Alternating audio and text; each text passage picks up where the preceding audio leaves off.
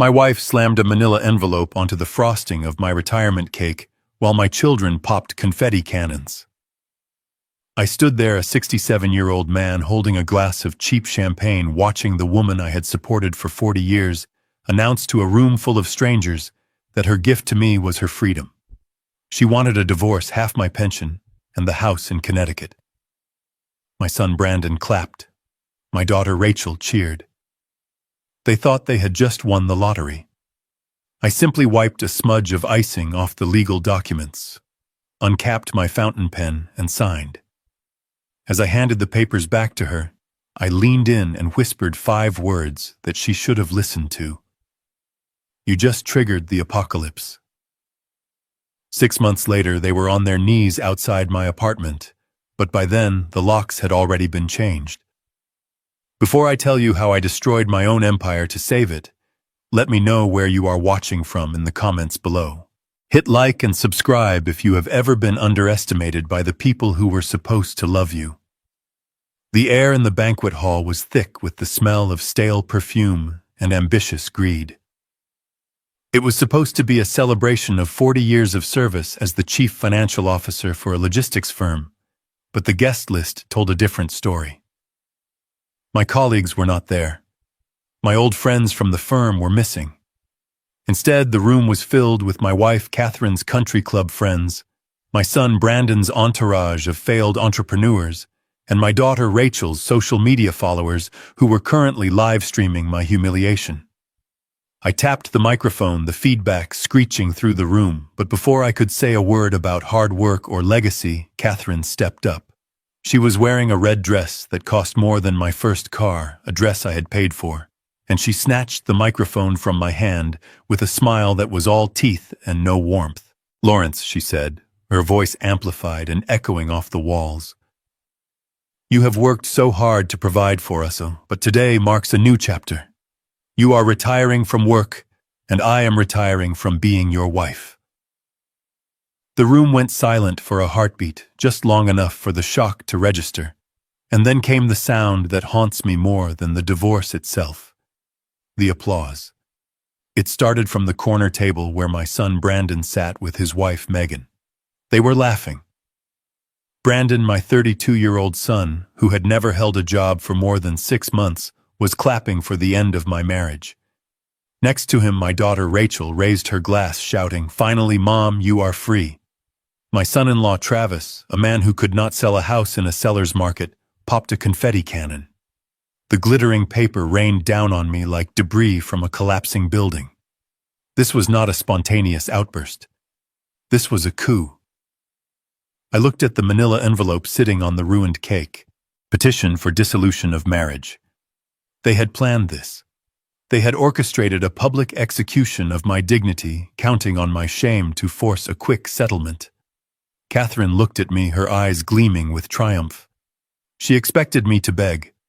She expected me to cry or yell or cause a scene that would justify her cruelty. She wanted the angry, controlling husband she had painted me to be in her stories to her friends. But I did not feel anger. Not yet. I felt a cold, mathematical clarity. I looked at the legal papers and then at my family. I saw them not as my flesh and blood, but as liabilities, assets that had depreciated to zero. I reached into the inside pocket of my suit jacket, a suit I had bought 10 years ago, because I saw no need to waste money on fashion, and pulled out my Mont Blanc fountain pen. It was the only luxury item I allowed myself, a gift from my father, when I passed the CPA exam 40 years ago. Catherine's smile faltered for a fraction of a second. She had expected resistance.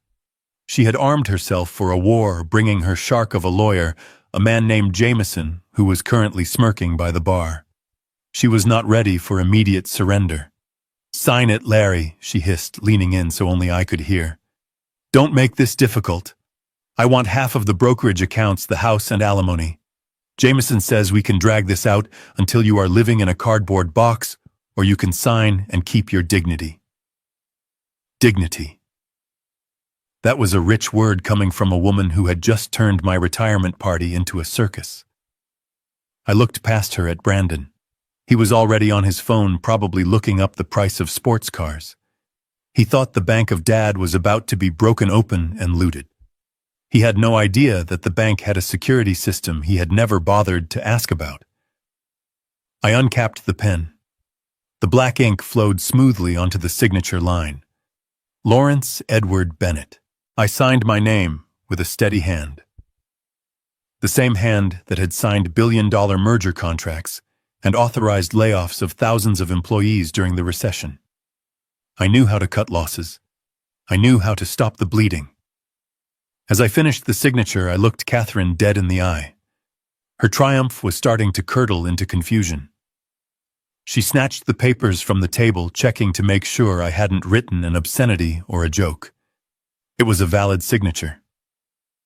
"You have no idea what you just did, Catherine," I whispered, my voice low and level. "You think you just won the lottery, but you just triggered Clause 14B. She laughed, a nervous, high-pitched sound. "What are you talking about, you old fool? There is no prenup. I know exactly what we own.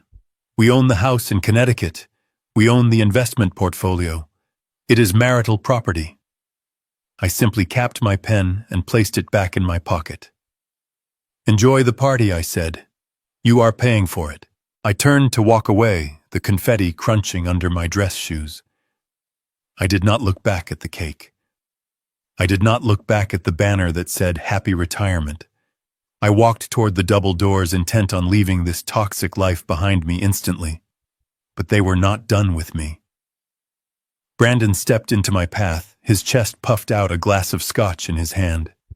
He was wearing a suit that was too tight, a style he claimed was European, but just made him look desperate. "Going somewhere, Dad?"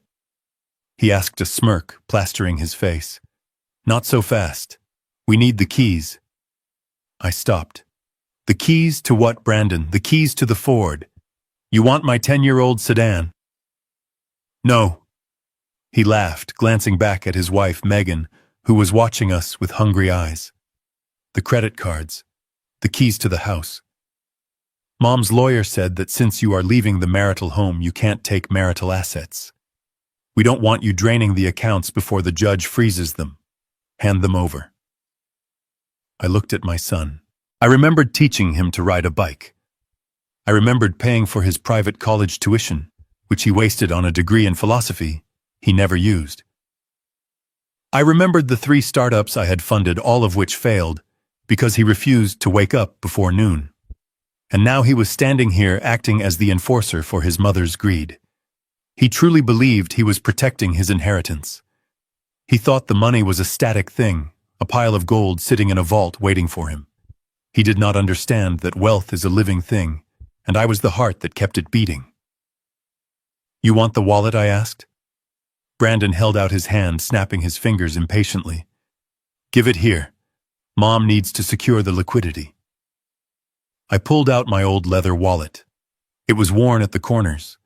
Inside there was a debit card, a corporate credit card, and about $40 in cash. I took the cash out and put it in my pocket. Then I slapped the wallet into Brandon's hand. "Here you go, son," I said. "You want the keys to the house?" I took the heavy brass ring from my pocket. The key to the front door of the $2 million colonial in Connecticut that Catherine loved so much. I dropped them into his palm. He closed his fist around them, his eyes lighting up with greed. He thought he was holding power. He was holding an anchor. "And the car keys?" Brandon demanded. "I want the keys to the Ford. You can take an Uber." I tossed the car keys at his feet. They clattered on the floor. Brandon laughed, kicking them aside. "Have a nice life, Dad. Don't worry about us. We will take good care of your money." I walked out of the banquet hall and into the cool night air. The noise of the party faded behind me, replaced by the sound of traffic and the wind in the trees. I stood on the curb, a 67-year-old man, with no car, no wallet, and no home. Any observer would have seen a pathetic figure, a man stripped of everything by a family of vultures. But I did not feel pathetic. I checked my watch. It was 8:03 p.m. A sleek black Lincoln town car pulled up to the curb silently.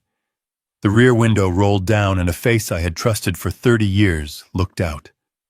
It was Samuel Kaufman, my personal attorney, and the only man who knew where the bodies were buried.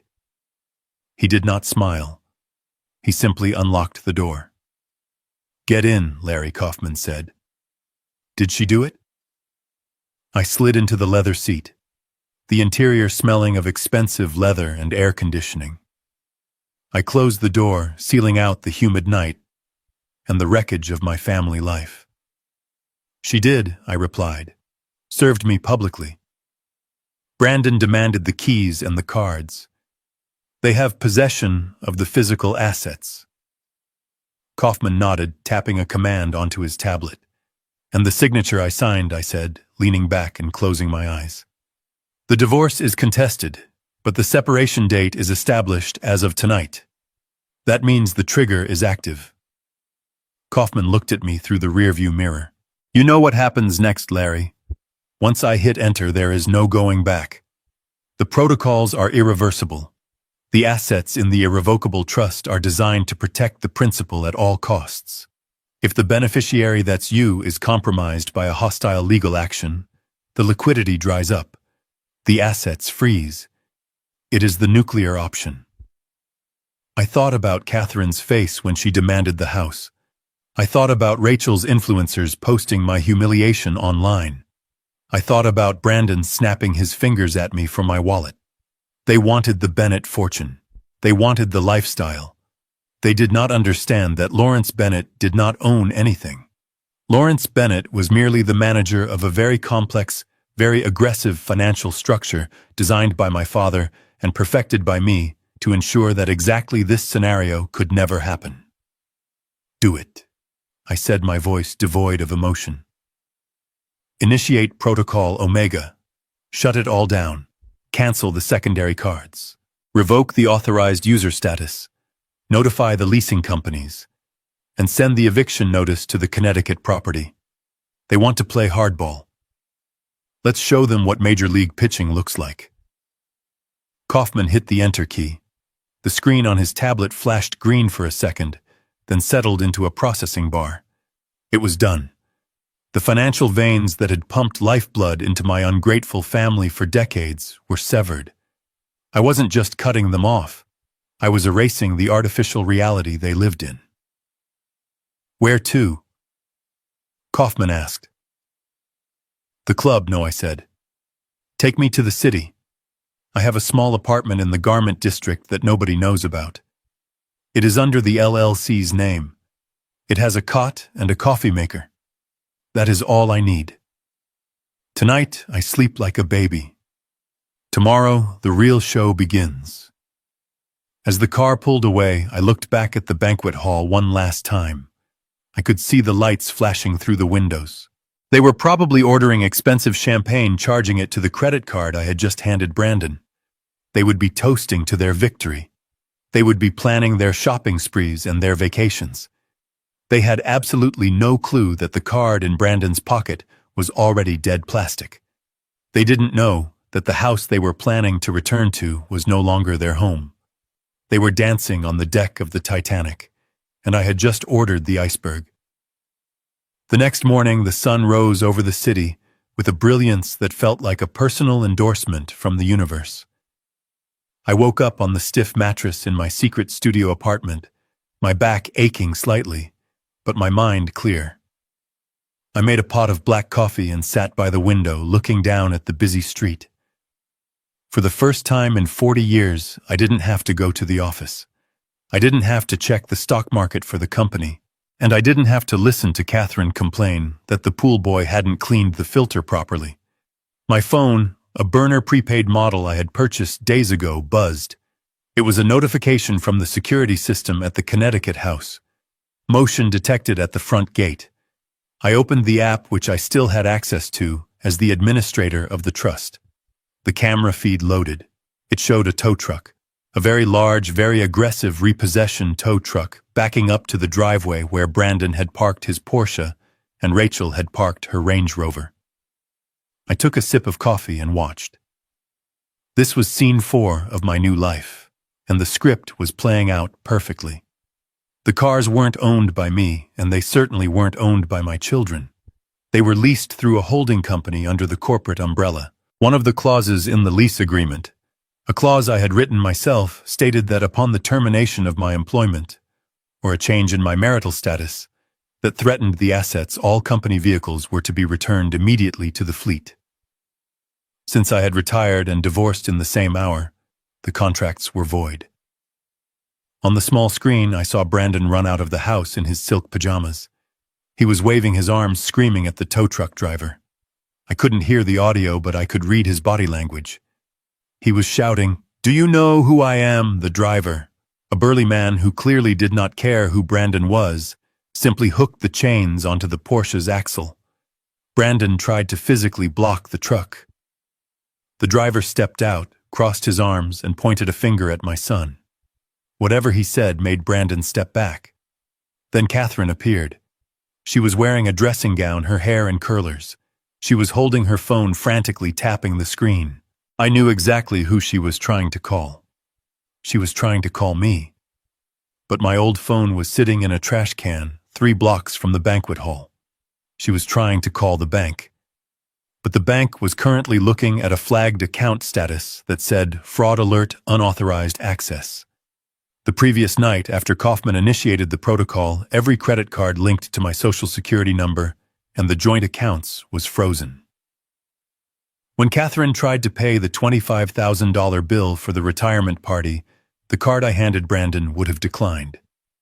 I imagined the scene. The waiter returning with that polite, pitying smile. The confusion. The second card being declined. The scramble to find Conch. The humiliation of having to call one of her rich friends to bail her out. Now watching the tow truck hoist the Porsche into the air, I saw the reality setting in. They were stranded. They were in a house that was about to eject them with no cars, no credit, and no cash. Rachel came out next, filming the tow truck driver with her phone, probably threatening to expose him to her followers. The driver ignored her and lifted her Range Rover next. I switched the camera view to the kitchen interior. I had cameras everywhere. I saw Megan, my daughter-in-law, pacing back and forth. She was on the phone with her mother. I turned up the volume on my tablet. "He must be insane," Megan was saying. "He cut us off. Everything is declined. Brandon's card didn't work at the gas station last night. We had to walk home. And now they are taking the cars. Mom, you have to send us money." I smiled. It was beginning. But the cars were just the appetizer. The main course was arriving in exactly 1 hour. Kaufman was sending the sheriff. You see, the house in Connecticut was never in my name. It was never in Catherine's name. It belonged to the Bennett Family Trust. We lived there as tenants. The rent was $1 a year, a symbolic gesture. But the lease agreement had a very specific termination clause. If the primary tenant, me, vacated the premises due to marital dissolution, the lease was voided for all occupants. They were now officially squatters. I watched as the tow truck drove away with their status symbols. Brandon kicked the gravel driveway, throwing a tantrum like a toddler. Catherine stood frozen, staring at the empty spots where the cars used to be. She looked old. The makeup couldn't hide the fear anymore. She realized that the man she called a cheapskate, the man she mocked for driving a Ford, was the only thing standing between her and the abyss, and she had just pushed me off the cliff. The phone buzzed again. It was Kaufman.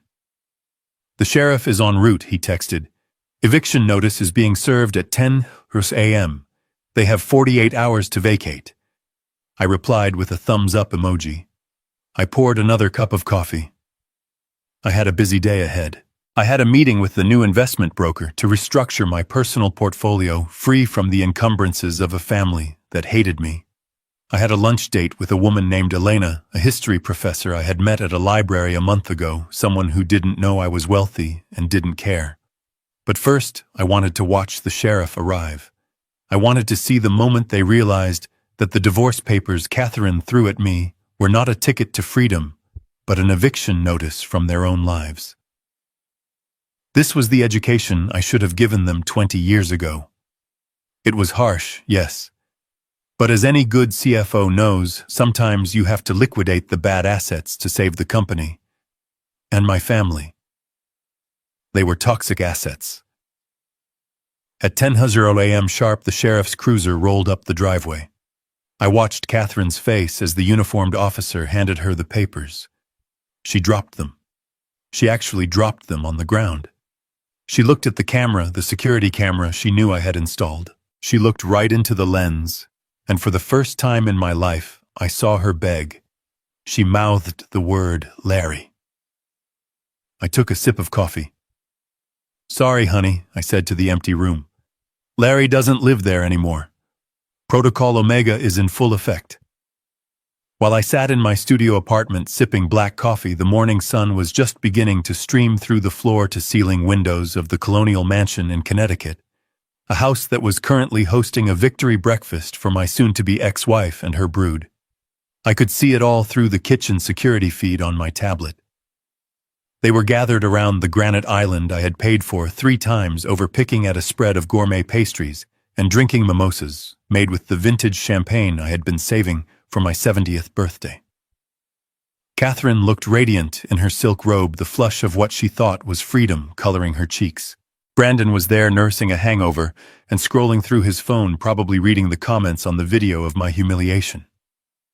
Rachel was taking selfies with the champagne flute, adjusting the lighting to make sure her followers knew she was living the high life. They looked like royalty, secure in their castle, unaware that the moat had been drained and the drawbridge was burning.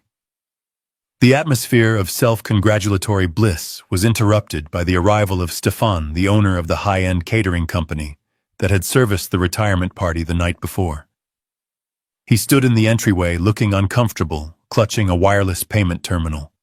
I turned up the volume on my tablet.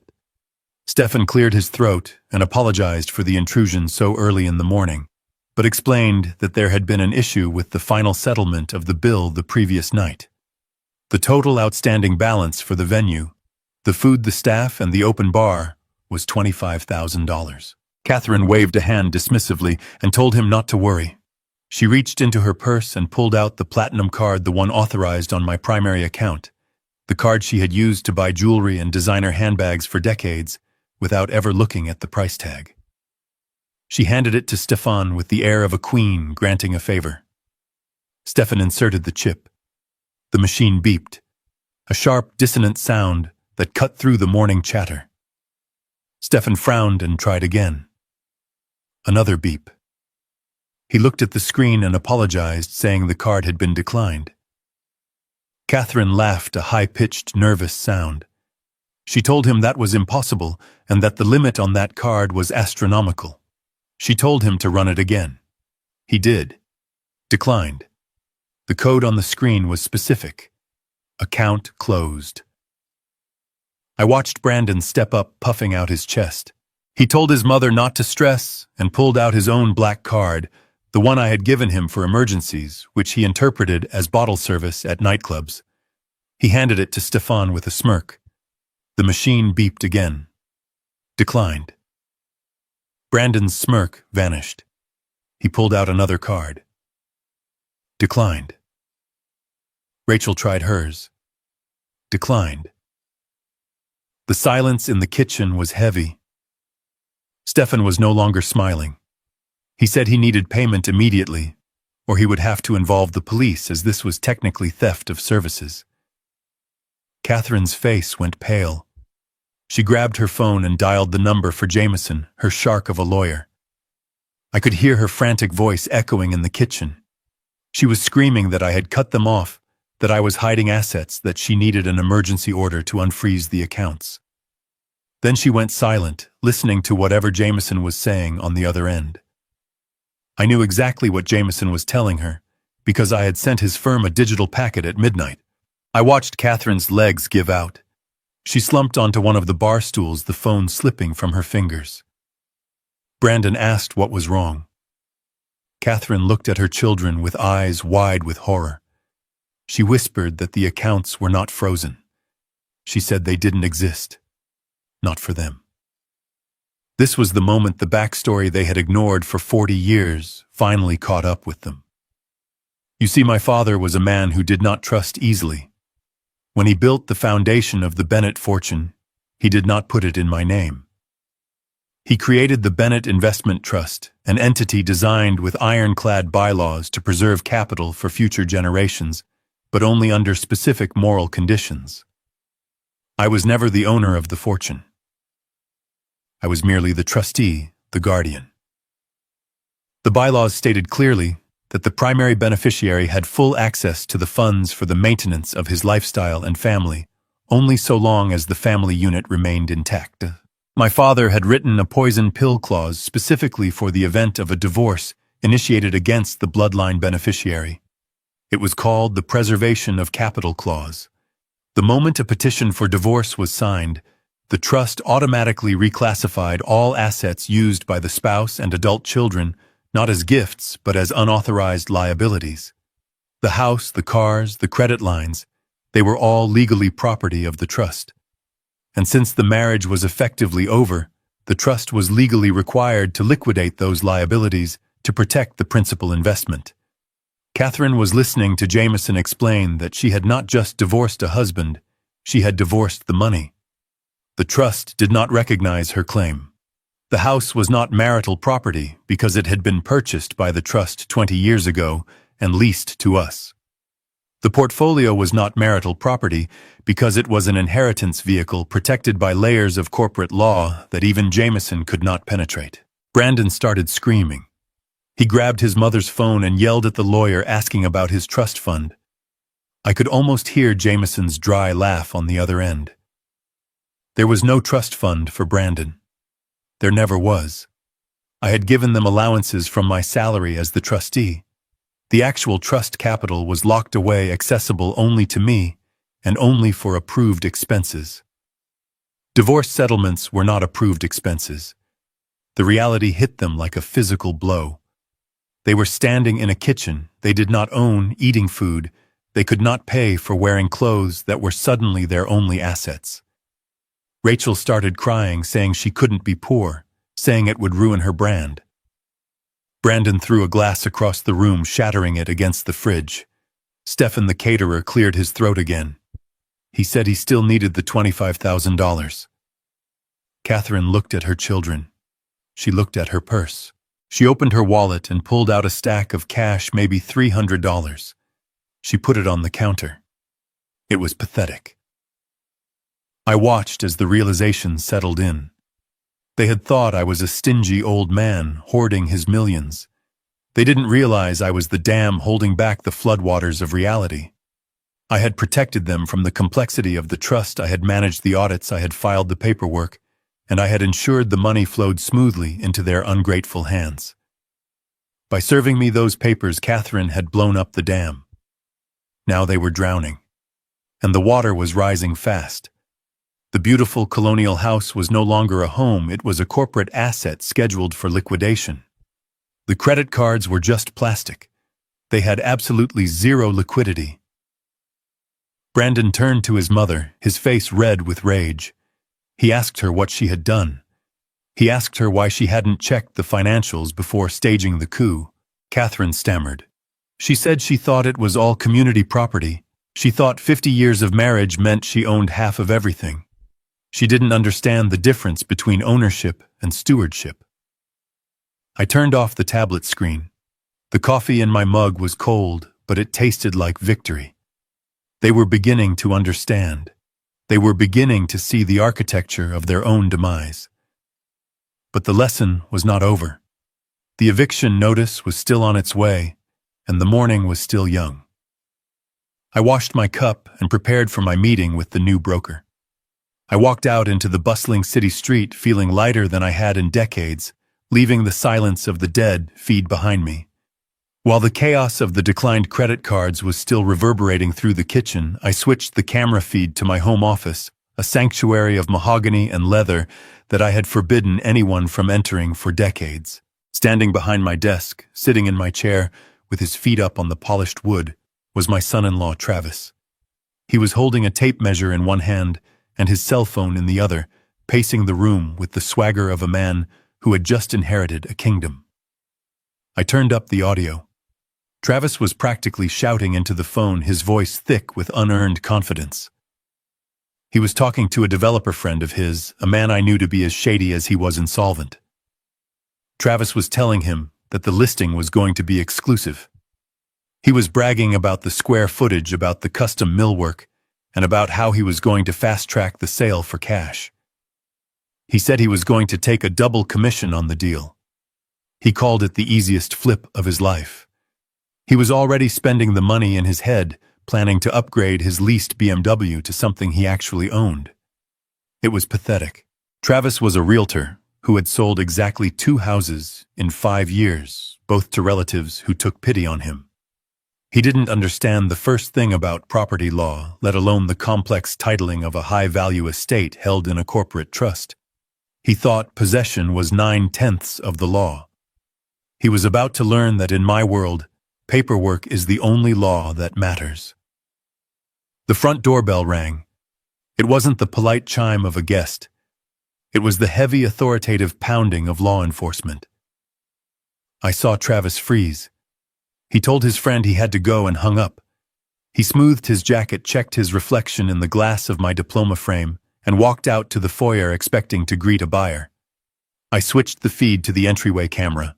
Catherine was already there, opening the massive oak double doors.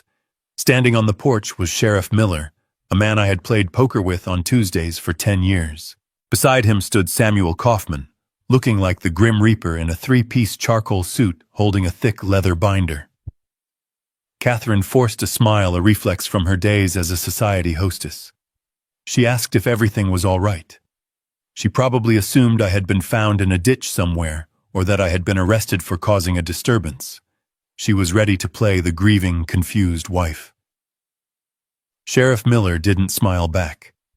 He tipped his hat slightly and said he was there to escort Mr. Kaufman, who had legal documents to serve regarding the occupancy of the premises. Catherine frowned. She looked at Kaufman with disdain. She told him that if this was about the divorce papers, he could send them to Jameson. She tried to close the door. Sheriff Miller put a hand out, stopping the door firmly. He told her this wasn't about the divorce. It was about trespassing. Travis pushed past Catherine, trying to exert some alpha male dominance. He asked what was going on. He said this was private property and they couldn't just barge in. He pulled a business card from his pocket and tried to hand it to Kaufman, introducing himself as the listing agent for the estate. Kaufman looked at the card and let it drop to the floor. He didn't even blink. He stepped into the foyer, the sound of his dress shoes echoing on the marble. He opened the leather binder. He spoke with a voice that was calm, dry, and utterly destructive. He informed them that they were currently in violation of criminal trespass statutes. He stated that the property located at this address was the sole asset of the Bennett Real Estate Holding Group, a subsidiary of the Bennett Family Trust. He explained that there was no listing agent because the property was not for sale. Catherine laughed a sharp, hysterical sound. She screamed that this was her house. She said she had picked out the curtains. She said she had raised her children here. She yelled that her name was on the deed and that Jameson had assured her she had squatter's rights until the divorce was finalized. Kaufman pulled a document from the binder. It was a single page yellowed with age, protected by a plastic sleeve. He held it up for her to see. It was a residential lease agreement dated 25 years ago. He asked her if she recognized her signature. Catherine squinted at the paper. I watched her face go slack. She remembered. I had brought that paper to her 2 decades ago, telling her it was a tax formality, something my accountants needed to depreciate the asset. She had signed it between sips of wine without reading a single clause. Kaufman read the terms aloud for the benefit of the sheriff and the cameras he knew I was watching.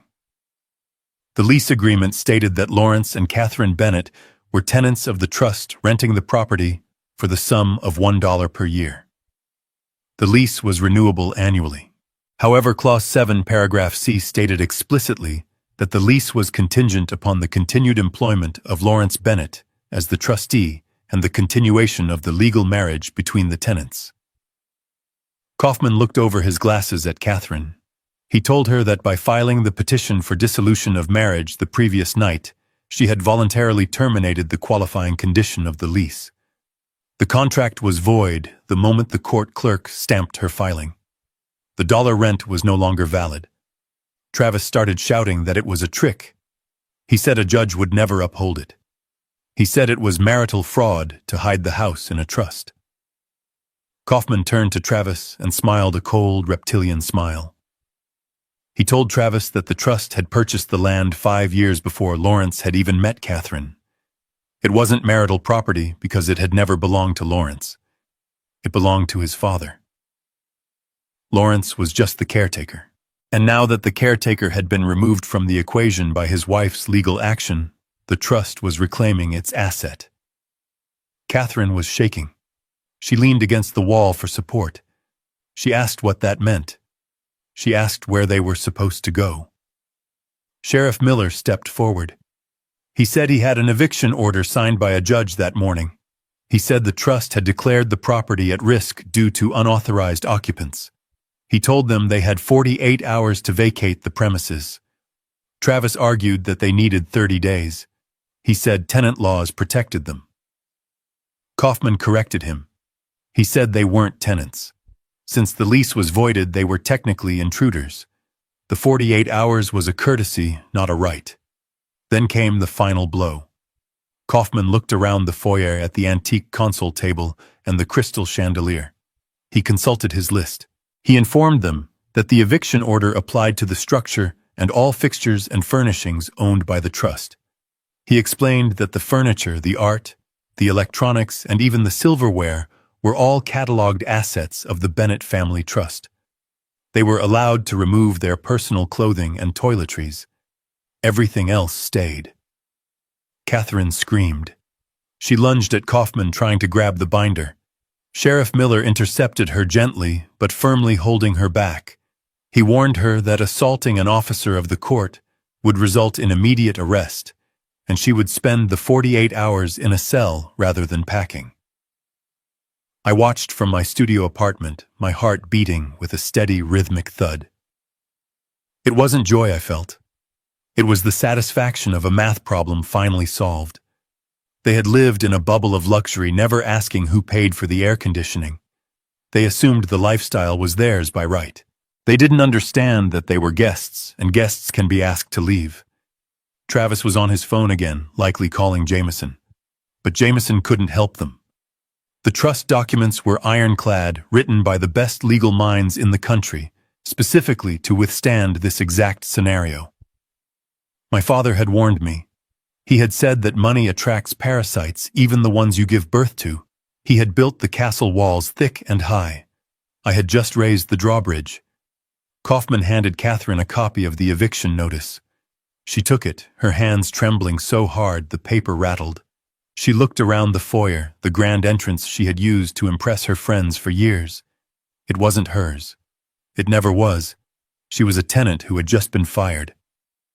"Get packing, folks," Sheriff Miller said, touching the brim of his hat. "I'll have a deputy stationed at the gate to ensure nothing belonging to the trust leaves the property. You have until 10 a.m. on Thursday." Kaufman and the sheriff turned and walked out, the heavy doors closing with a finality that shook the frame. Inside, the silence was absolute. Travis looked at Catherine. Catherine looked at the floor. I closed the laptop. The show was over for now. They had 48 hours to dismantle their lives. I had a lunch date. I checked my reflection in the mirror. I looked tired, but for the first time in years, I didn't look weighed down. I grabbed my jacket. I had a life to start living, and they had a reality to start facing. The playing field had finally been leveled. They were about to find out just how cold the world is when you don't have a checkbook to keep you warm.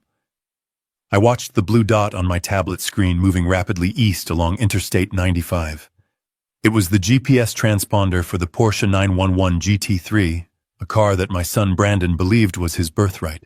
He was currently driving at 90 miles an hour, weaving through traffic fueled by rage and the desperate need to find a new host organism. He was heading toward the estate of his father-in-law, a man named Franklin, who owned a chain of car dealerships and who had always looked at me with a mixture of envy and suspicion. Brandon was going to beg for a loan, or perhaps he was going to spin a story about how his cruel father had lost his mind. I took a sip of my iced tea, sitting comfortably in the corner of a quiet bistro near the library. I wasn't worried about Brandon's safety. The car was a marvel of German engineering, designed to protect the driver, even if the driver was an idiot. I was more interested in the lesson about to be delivered by the onboard computer system. You see, Brandon had always bragged to his friends that I had bought him the car for his 30th birthday. He told everyone it was a gift, a reward for his hard work at the company, even though his work mostly consisted of showing up at noon and harassing the interns. But I never buy depreciating assets. That is rule number 1 of wealth preservation. Buying a $200,000 sports car is a vanity project.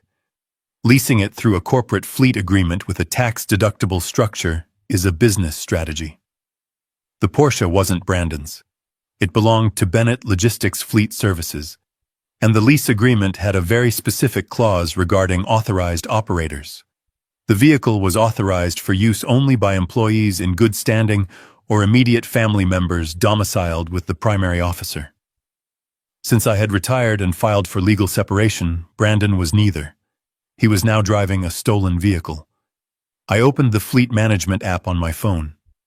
It was the same interface used to track shipping trucks across the Midwest. I selected the unit labeled GT3 Brandon. I tapped the menu option that said Remote Immobilization. A warning box popped up asking if I was sure. I didn't hesitate. I pressed Confirm. On the GPS map, the blue dot slowed down.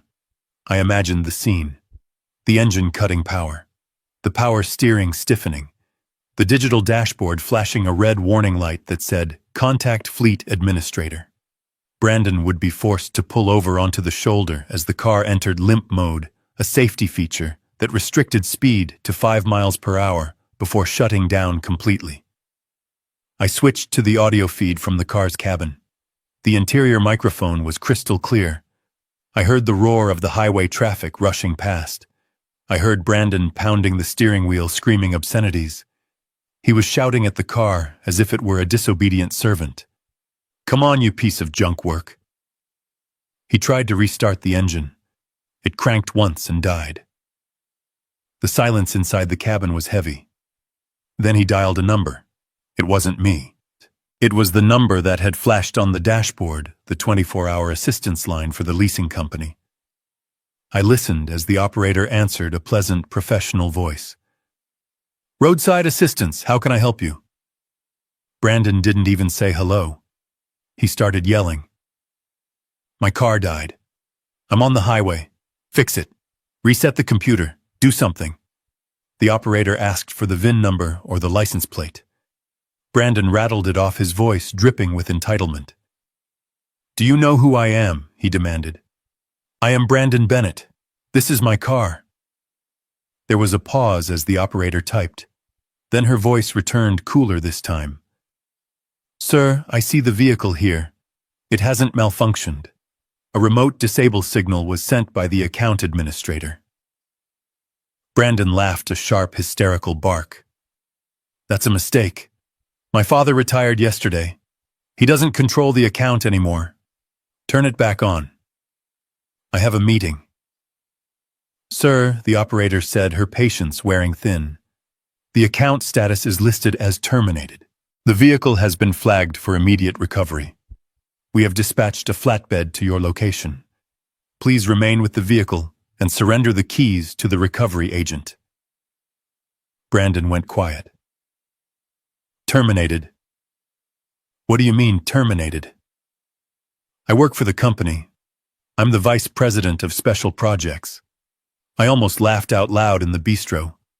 Special projects was a title I had invented to give him health insurance. It wasn't a real job. It had no responsibilities, no reports, and crucially, no contract.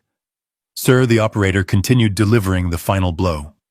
According to the file updated this morning, all employment contracts associated with the Bennett family riders have been voided due to the dissolution of the primary trust agreement. You are no longer listed as an employee.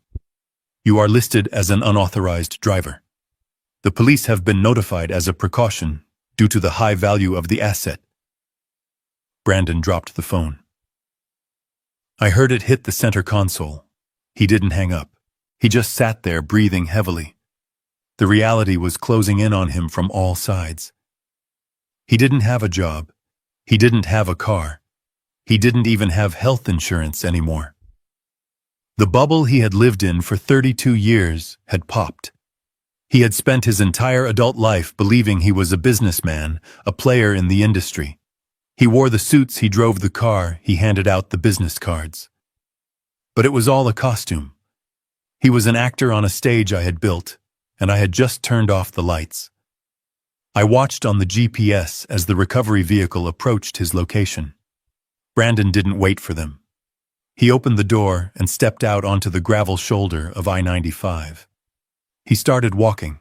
He was miles from the nearest exit, wearing Italian leather loafers that were never designed for asphalt. He tried to call an Uber.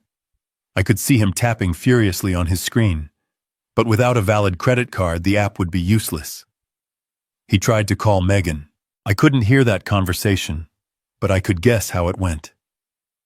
Megan was probably screaming at him, asking why her own car, a Mercedes SUV leased under the same program, had just locked its doors in the driveway, trapping her purse inside. They were learning the harsh physics of their existence. They possessed nothing. They owned nothing. Everything they touched, everything they used to define their identities, was property of the Bennett Investment Trust. And the trust was a cold, unfeeling entity that recognized only one master. I closed the fleet app. The cars were gone. The jobs were gone. The facade of their success had been stripped away, leaving them naked on the side of the road. It was a brutal lesson, but a necessary one. For years, they had looked at me with disdain, seeing only an old man who paid the bills. They had never bothered to ask how the bills were paid. They never asked about the legal structures, the tax shelters, or the liability shields. They just swiped the cards and drove the cars. Now they knew. They were guests in their own lives. And the eviction was total. I finished my iced tea and left a generous tip on the table using cash, the only currency that truly belonged to anyone. As I walked out into the afternoon sun, I felt a strange sense of clarity. I wasn't just divorcing a wife. I was liquidating a failed investment. And for the first time in 40 years, the books were finally starting to balance. They were walking now literally and metaphorically, and perhaps for the first time they would look at the ground beneath their feet and realize how hard the pavement truly is. The courtroom air was stale, recycled, and cold, exactly the way I like it. It keeps emotions low and logic high. But today, the temperature in Superior Courtroom 4B was rising rapidly, thanks to the theatrical performance of Arthur Jameson, the shark my wife had hired to skin me alive. Jameson was a man who charged $800 an hour to yell at people, and he was currently earning every penny. He paced in front of the judge's bench, gesturing wildly at me as if I were a war criminal rather than a retired accountant. "Your Honor," he boomed, his voice echoing off the mahogany panels, "this is a clear case of financial infidelity. Mr. Bennett has spent 40 years constructing a labyrinth of shell companies and offshore trusts, for one purpose only: to defraud his loyal wife and children of their rightful marital assets. We are talking about tens of millions of dollars vanished into thin air overnight. This is not estate planning. This is theft." I sat at the defendant's table, my hands folded calmly on the empty table in front of me. I didn't have a stack of papers. I didn't have a team of paralegals whispering in my ear. I just had Samuel Kaufman sitting next to me, looking bored, checking his watch. Across the aisle, Catherine was putting on the performance of a lifetime. She was dabbing at dry eyes with a lace handkerchief, wearing a modest black suit she had probably bought yesterday to look like a grieving victim. Behind her in the gallery sat Brandon and Rachel, looking like vultures waiting for a carcass to be served. They were whispering, pointing at me, smirking. They thought Jameson was winning. They thought the judge was buying the story of the poor abandoned family. Jameson slammed his hand on the railing. We demand a full forensic audit of the Bennett Investment Trust. We demand the immediate unfreezing of all assets, and we demand punitive damages for the emotional distress inflicted upon this devoted mother and her children. The judge, a stern woman named Justice Halloway, looked over her glasses at me. Mr. Kaufman, she said, does your client have a response to these allegations of hiding assets? Kaufman didn't stand up immediately. He took a sip of water. He adjusted his cufflinks. Then he stood slowly buttoning his jacket. He didn't walk to the center of the room. He stayed by the table. Your Honor, Kaufman said, his voice quiet, but carrying to every corner of the room. Mr. Jameson is partially correct. There are millions of dollars that are no longer accessible to Mrs. Bennett and her children. However, the allegation that my client has hidden them is factually incorrect. Mr. Bennett hasn't hidden a dime. Catherine scoffed loud enough for the court reporter to look up. Jameson rolled his eyes. Then where is the money, Kaufman? Kaufman reached under the table and pulled out a single heavy banker's box. He placed it on the defense table with a thud. He opened the lid. The money isn't in an offshore account, Kaufman said, pulling out a thick bound volume. It isn't in a shell company. It is right here in the receipts. He walked up to the bench and handed the volume to the judge. He handed a copy to Jameson. Jameson snatched it, looking confused. What is this? Jameson asked. That Kaufman said is a 10-year forensic accounting of the discretionary spending of the Bennett family. You see, Your Honor, my client is a man of meticulous records. Every swipe of a credit card, every wire transfer, every cash withdrawal made by his wife and children since 2014 has been cataloged, categorized, and archived. I watched Catherine. She stopped dabbing her eyes. She leaned forward, trying to see the book. Kaufman turned to the courtroom. The plaintiffs claim they have been cut off from their fair share. The defense argues that they have already consumed their share. In fact, they have consumed it with a gluttony that borders on the pathological. Let us look at Exhibit A. Kaufman said, his voice sharpening. Catherine Bennett. Over the last decade, Mrs. Bennett has charged exactly $3.2 million to the trust's primary credit lines. The number hung in the air. Jameson froze. Catherine went pale and went, 3.2 million, the judge repeated, looking at the ledger. On what exactly? Kaufman didn't need to look at the book. He had memorized it. Couture clothing, Your Honor, 1.4 million. Jewelry, 800,000. Cosmetic procedures, 400,000. And my personal favorite, a line item for spiritual consulting, which appears to be a psychic in Sedona, who charges $5,000 a month to cleanse Mrs. Bennett's aura. There was a ripple of laughter in the back of the courtroom. Catherine turned red. That is my money, she hissed. I am his wife. I have a right to maintain my lifestyle. Kaufman ignored her. He turned a page. Exhibit B, Brandon Bennett, the 32-year-old son who claims to be a venture capitalist. I looked back at Brandon. He was shrinking in his seat. He knew what was coming. According to these records, Kaufman continued, the trust has financed 6 separate business ventures for Mr. Brandon Bennett. A craft brewery in 2016. Liquidation loss, $200,000. A cryptocurrency arbitrage firm in 2018. Loss $400,000. A luxury sneaker resale app in 2020. Loss $500,000. Kaufman looked at Brandon directly. Total capital destroyed by Mr. Brandon Bennett in failed vanity projects, $1.5 million. This does not include the $300,000 spent on travel and entertainment to promote these businesses, which produced zero revenue. Brandon stood up. That was seed capital, he shouted, his voice cracking. You can't count that against me. That was investment. It was a loan, Kaufman corrected him coldly. A loan against his future inheritance.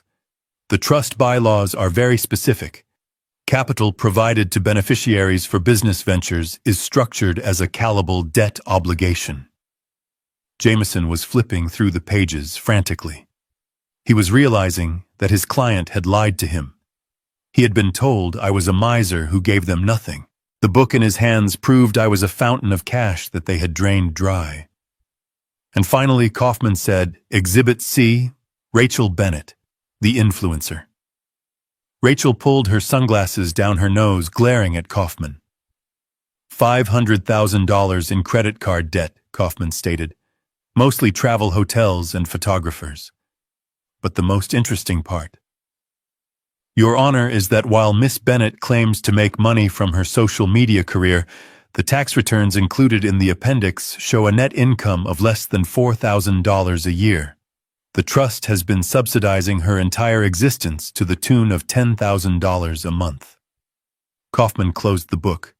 He walked back to our table and stood next to me. Your Honor, the plaintiffs are asking where the money went. It went to Paris. It went to Milan. It went to bad crypto deals and psychic readings. My client Lawrence Bennett didn't hide the assets. He watched them eat the assets. The judge looked at Jameson. Mr. Jameson, do you have a response to these figures? Jameson was sweating. He loosened his tie. Your Honor, even if these figures are accurate, this was marital spending. It was a lifestyle established during the marriage. And that marriage ended the moment Mrs. Bennett filed the paperwork. Kaufman interrupted. And here is the final nail in the coffin. Kaufman pulled one last document from the box. This is the master charter of the Bennett Investment Trust, established by Lawrence Bennett's father. Clause 4, Section 9. The recoupment clause. I stood up then. It was time for me to speak. I didn't need a microphone. My voice was trained in boardrooms where silence was a weapon. Your Honor, I said, looking at the judge. My father was a man who believed in consequences. He wrote that clause to ensure that the family fortune would never be squandered by incompetence or greed. I turned to look at Catherine, then at Brandon and Rachel. The clause states that in the event of a divorce initiated by a beneficiary's spouse, any funds spent by the spouse and children in excess of the standard cost of living index are retroactively reclassified as personal debt to the trust. Catherine gasped. She understood. She finally understood. I am not hiding assets, I said to the silent courtroom. I am calling in the loan. They don't just have nothing, Your Honor. They owe the trust $5.2 million. And since I am the sole trustee, I am initiating collection proceedings effective immediately. The room erupted. Catherine started screaming at Jameson, telling him to do something. Brandon was trying to leave the courtroom, but the bailiff blocked the aisle. Rachel was crying, saying she couldn't be in debt. The judge banged her gavel. Order, she shouted. Order in this court. She looked at the ledger again. She looked at me. There was a flicker of something in her eyes. Respect. Mr. Bennett, she said, this court finds the documentation provided by the defense to be substantial.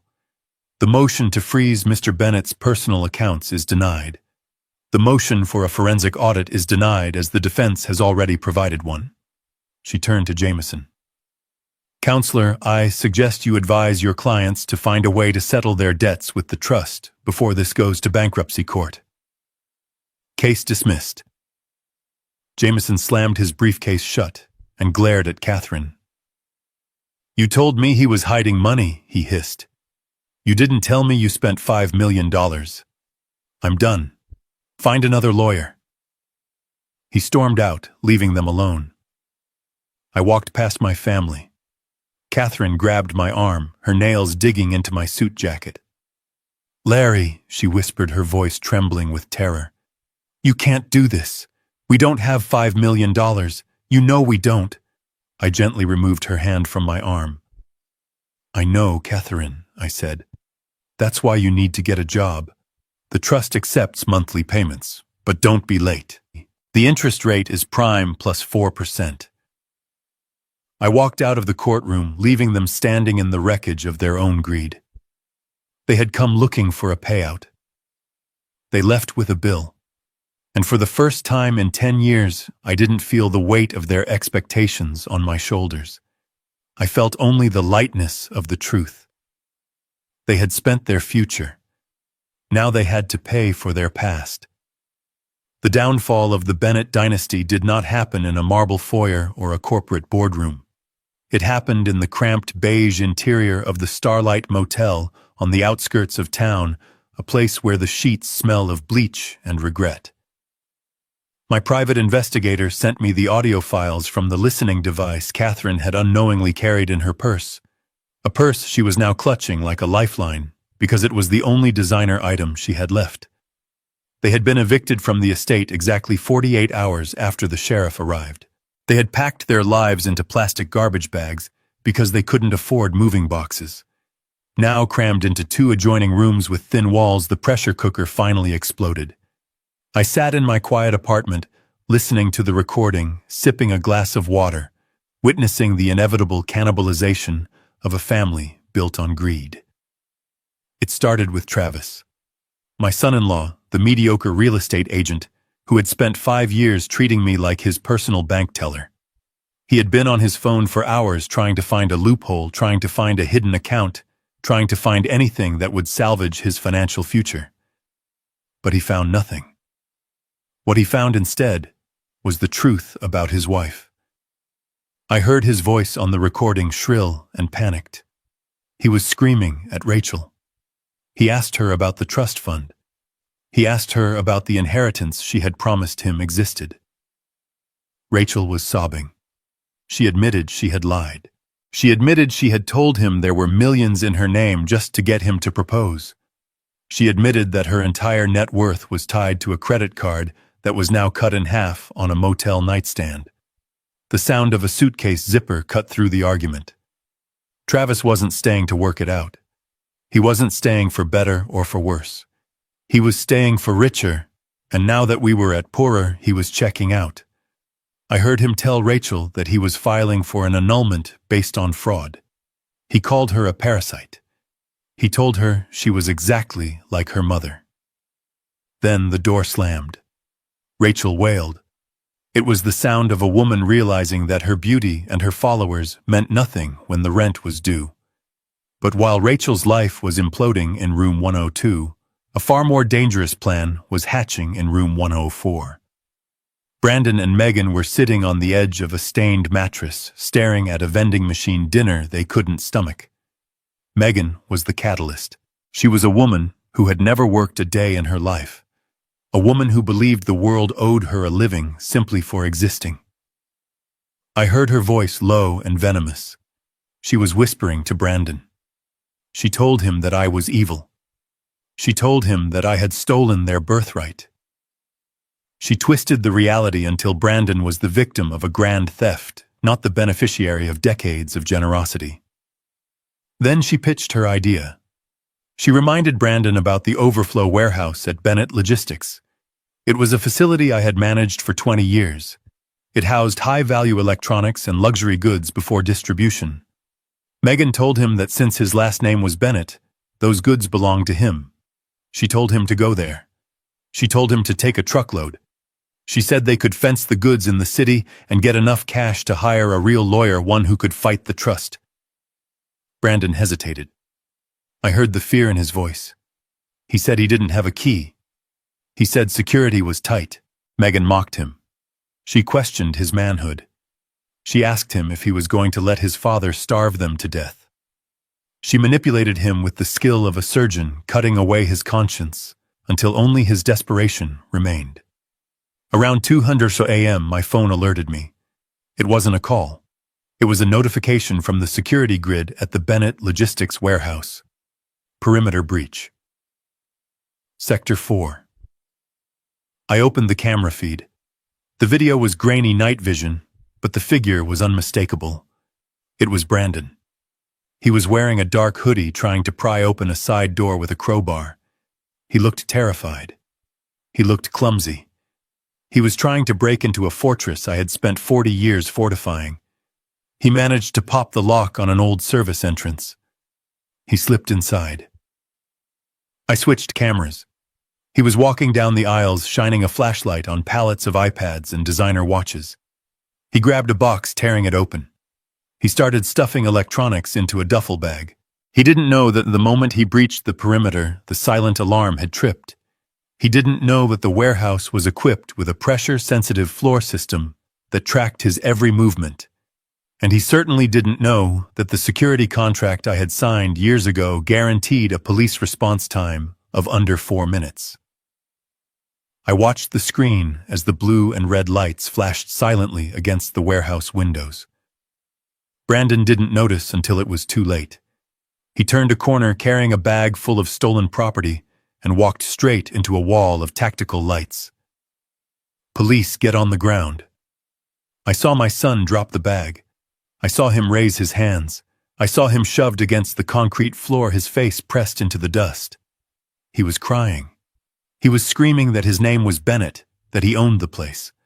The officer didn't care. He cuffed him. He read him his rights. They dragged him out to the cruiser, a thief caught in the act, stealing from the legacy he was too lazy to build. My phone rang at 3:30 a.m. It was Catherine. I let it ring 3 times before answering. I was sitting in my leather chair looking out at the city skyline, feeling the weight of the night. "Hello, Catherine," I said. She didn't say hello. She screamed. Her voice was raw, hysterical, the sound of a woman who had lost control of her reality. "You monster!" she shrieked. "You let them arrest him. You knew. You saw it, and you did nothing." I stayed silent. I let her pour her venom into the receiver. "Megan called me," she sobbed. "She said Brandon is in the central lockup. They charged him with grand larceny and breaking and entering. He faces 5 years, Lawrence, 5 years. He is your son. How could you let this happen? You have the power to stop it. You could have called security. You could have dropped the charges." I took a slow breath. The entitlement was breathtaking. Even now, after everything, she believed it was my duty to cushion their falls. She believed that my role was to be the eternal safety net, catching them no matter how deliberately they jumped. "Catherine," I said, my voice steady and cold. "I didn't make him break into a warehouse. I didn't hand him a crowbar. I didn't tell him to steal. He was desperate," she yelled. "He was hungry. You cut us off. You starved us. This is your fault." "No," I corrected her. "This is the result of 30 years of never hearing the word no. Brandon is 32 years old. He is a man. Men make choices. And tonight, he chose to become a criminal." "Fix it," she demanded, reverting to the tone she used when ordering a servant. "Call the police chief. Tell him it was a misunderstanding. Tell him Brandon had permission. Get him out, Lawrence, or I swear to God I will. You will what?" I interrupted. "You will divorce me. You will take my house. You will turn my children against me. You have already fired every bullet in your gun, Catherine. You are clicking on an empty chamber." There was silence on the line. Heavy breathing, silence. "You wanted freedom," I said, leaning forward, speaking the words that I had held back for a lifetime. "You stood on that stage and announced to the world that you were done with me. You wanted to be independent. You wanted to be liberated from my control." I paused to let the words sink in. "Well, Catherine, this is it. This is what freedom looks like. Freedom is not just doing whatever you want. Freedom includes the liberty to fail.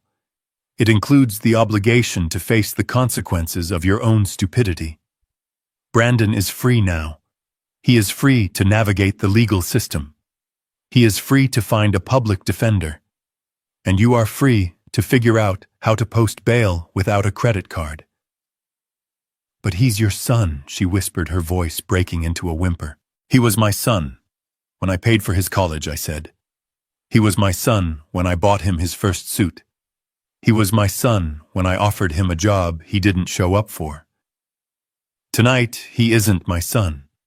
Tonight, he is a burglar who broke into a corporate facility owned by the trust. and the trust presses charges. I hung up the phone. I didn't block the number.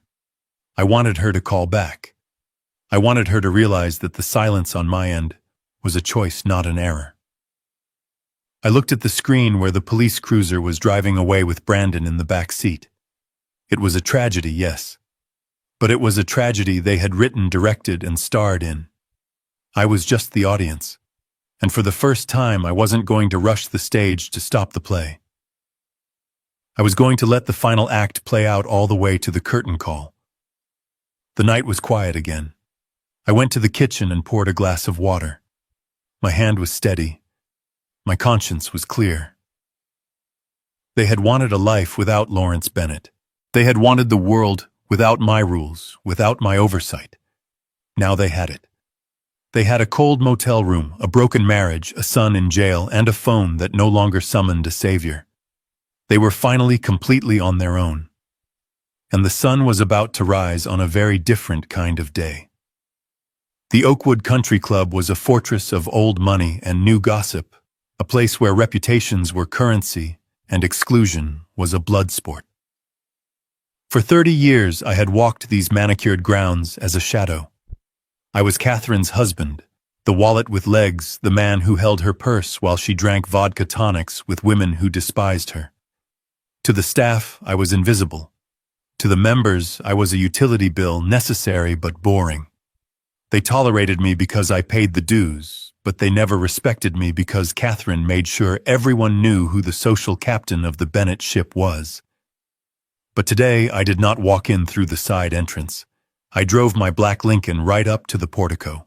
The valet, a young man named Kevin, who had parked my Ford hundreds of times without making eye contact, scrambled to open my door. He had heard the rumors. Everyone had. Wealth has a gravity that pulls people in, and the sudden liquidation of the Bennett family assets had created a black hole that everyone was staring at. "Good afternoon, Mr. Bennett," Kevin stammered. Or should I say, Mr. Chairman. I handed him a $100 bill. "Chairman sounds fine, Kevin. Keep it close." I walked into the grand ballroom, the same room where Catherine had planned her 50th birthday party, a gala that had cost me 6 figures, and where I wasn't even allowed to give a toast. Today the room was set for the annual charity gala, the highlight of the social season. This was the event Catherine lived for. It was the night she would wear a gown she couldn't afford, drink champagne she didn't pay for, and hold court with the elite of Connecticut society. But Catherine wasn't here. Her name had been scrubbed from the guest list at 9:00 a.m. that morning. The bylaws of the club were very specific regarding membership. It was tied to the primary account holder, since I had removed her as an authorized user, and since her personal check for the auxiliary dues had bounced 3 days ago, she was no longer a member in good standing. She was persona non grata. I adjusted my tuxedo cuffs and stepped into the room. The conversation didn't stop, but it shifted. Heads turned. I saw the eyes of Catherine circle the viper pit she called her best friends. There was Eleanor Vance, a woman who had once told Catherine in front of me that I lacked ambition. There was Margaret Thorne, who had encouraged Catherine to leave me years ago. They were huddled together, holding their crystal flutes, whispering. They expected to see a broken man. They expected a man mourning the loss of his family, a man shamed by the public divorce.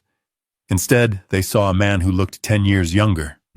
They saw a man wearing a bespoke tuxedo that fit perfectly, a man who walked with the easy confidence of someone who holds the deed to the building. Eleanor was the first to approach. She was a predator, and she sensed a shift in the wind. Lawrence, she cooed, reaching out a hand adorned with diamonds that were likely leased. We were so shocked to hear about the restructuring. Is Catherine all right? We haven't heard from her in days. I took her hand, but I didn't kiss it. I held it for a second too long, forcing her to look at me. Catherine is finding her own path, Eleanor. I said, my voice projecting just enough for the surrounding tables to hear. She always wanted independence. I simply gave her the opportunity to experience it fully. Eleanor blinked. But the house We heard the sheriff was involved. It all sounds so messy. It was a correction, Eleanor, I replied. A necessary market correction. Speaking of which, I believe the auction is about to start.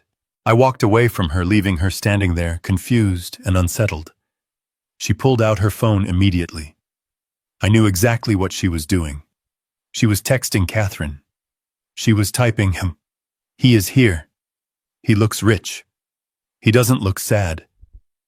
I took my seat at the head table. The club president, a man named Sterling, tapped his glass. The room went quiet. He introduced me not as the boring accountant, but as the club's new honorary chairman of the philanthropic board, a title I had acquired with a substantial donation earlier that week. I stood up and walked to the podium. The spotlight hit me. I looked out at the sea of faces, the people who had ignored me for decades. I saw the greed in their eyes. They didn't care about Catherine. They cared about the winner. And in the brutal calculus of their world, I had won. Thank you, everyone, I said into the microphone. For years, my family has enjoyed the hospitality of this club. Tonight, I wanted to give something back. I reached into my jacket pocket. I didn't pull out a speech. I pulled out a check. A large, oversized presentation check was brought out from behind the curtain, held by two assistants. As many of you know, I have recently entered a new phase of life, I continued. My retirement has been eventful. During the legal proceedings of the last week, my former attorneys estimated a certain sum of money that would have been allocated for a divorce settlement, a sum that was demanded to maintain a lifestyle that frankly no longer exists. I paused. I saw Eleanor holding her phone up, recording. Good. I wanted Catherine to see this in high definition. Since that settlement is no longer legally required due to the activation of the trust's preservation clauses, I found myself with a surplus of liquidity. Rather than letting it sit in a bank, I decided to invest it in a cause that appreciates value. I gestured to the check. The number was written in bold black ink, $5 million.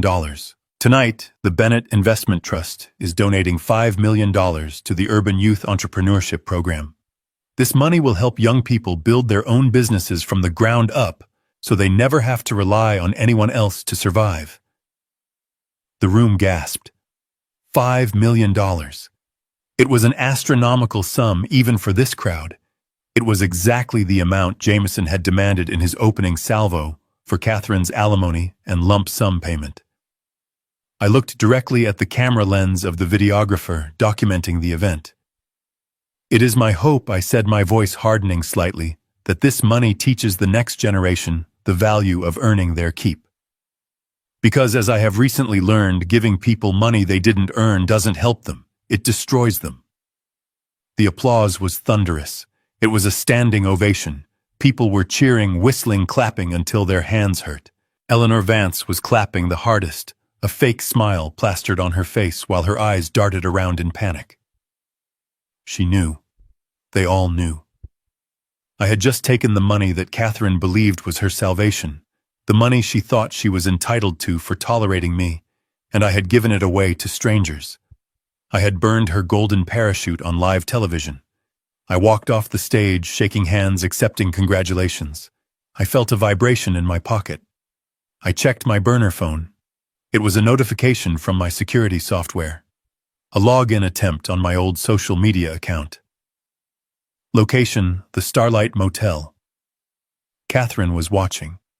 She was sitting in that dingy room, probably huddled around a phone with Rachel and Travis watching the live stream. She was watching her friends applaud me. She was watching her social standing evaporate. In this world, you are only as good as your last donation. And she had zero. She wasn't just broke now. She was irrelevant. I had stripped her of the one thing she valued more than money, her status. She couldn't show her face in this club ever again. Not because she couldn't pay the dues, but because she was now the punchline of the joke. She was the woman who walked away from $5 million and got nothing but an eviction notice. I signaled the waiter for a drink, a Scotch neat. I took a sip and looked around the room. The air tasted different here. It tasted clean. I realized then that I wasn't just punishing them. I was erasing them. I was rewriting the history of Lawrence Bennett, and in this new version, they were just footnotes. The party continued into the night, but for Catherine Bennett sitting in the dark 2 miles away, the lights had gone out forever. 6 months is a long time in the world of high finance, but it is an eternity in the world of minimum wage labor. I sat in my penthouse office overlooking the gray waters of Lake Michigan, a view that cost more than the entire Bennett estate I had liquidated watching a video file sent by my private investigator. The subject of the surveillance was a woman standing behind Register 4 at a Walmart supercenter on the edge of town. She was wearing a blue vest that was 2 sizes too big. Her hair, once dyed a perfect honey blonde at $300 a session, was now showing inch-long roots of steel gray. She was scanning a 50-pound bag of dog food. It was Catherine, my wife. The woman who had thrown a divorce petition onto a cake was now asking customers if they had found everything they were looking for. The humiliation was absolute. I zoomed in on her hands. The diamond rings were gone, sold months ago to pay for a lawyer who eventually fired her. Her nails were short and unpolished. She looked tired. She looked defeated. But mostly, she looked angry. She scanned the items with a mechanical aggression, slamming cans of soup onto the belt. I watched as a woman approached the register. I recognized her immediately. It was Margaret Thorne, one of Catherine's old tennis partners from the club. Margaret was buying a cart full of party supplies, expensive wines and cheeses. Catherine froze. She tried to look away. She tried to hide behind the register screen, but there was nowhere to go. Margaret looked up. She paused. She didn't say hello. She didn't ask how Catherine was doing. She simply handed Catherine a coupon and waited for the discount. Catherine took it, her hand trembling. She scanned it. She bagged the wine. She handed Margaret the receipt. Margaret walked away without a word, leaving Catherine standing there, stripped of the last shred of her social armor. I closed the video file. It wasn't cruelty that made me watch. It was due diligence. I needed to know if the lesson had been learned. I opened the next file. It was a series of photographs taken outside a pawn shop in the city. The subject was Rachel.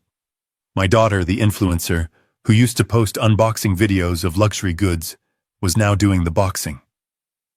She was standing at the counter arguing with a man behind bulletproof glass.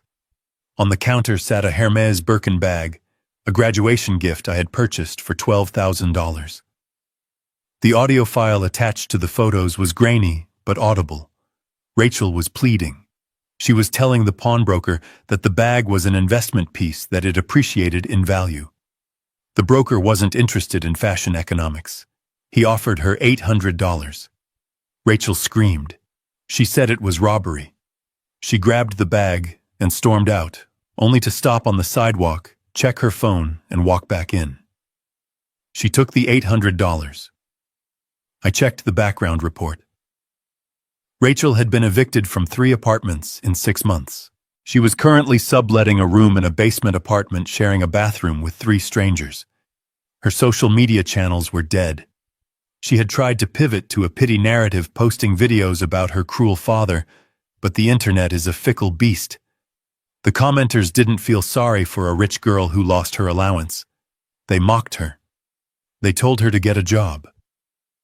She stopped posting when she had to sell her iPhone to pay a utility bill. Then there was Brandon. My son had been released from county jail 3 weeks ago.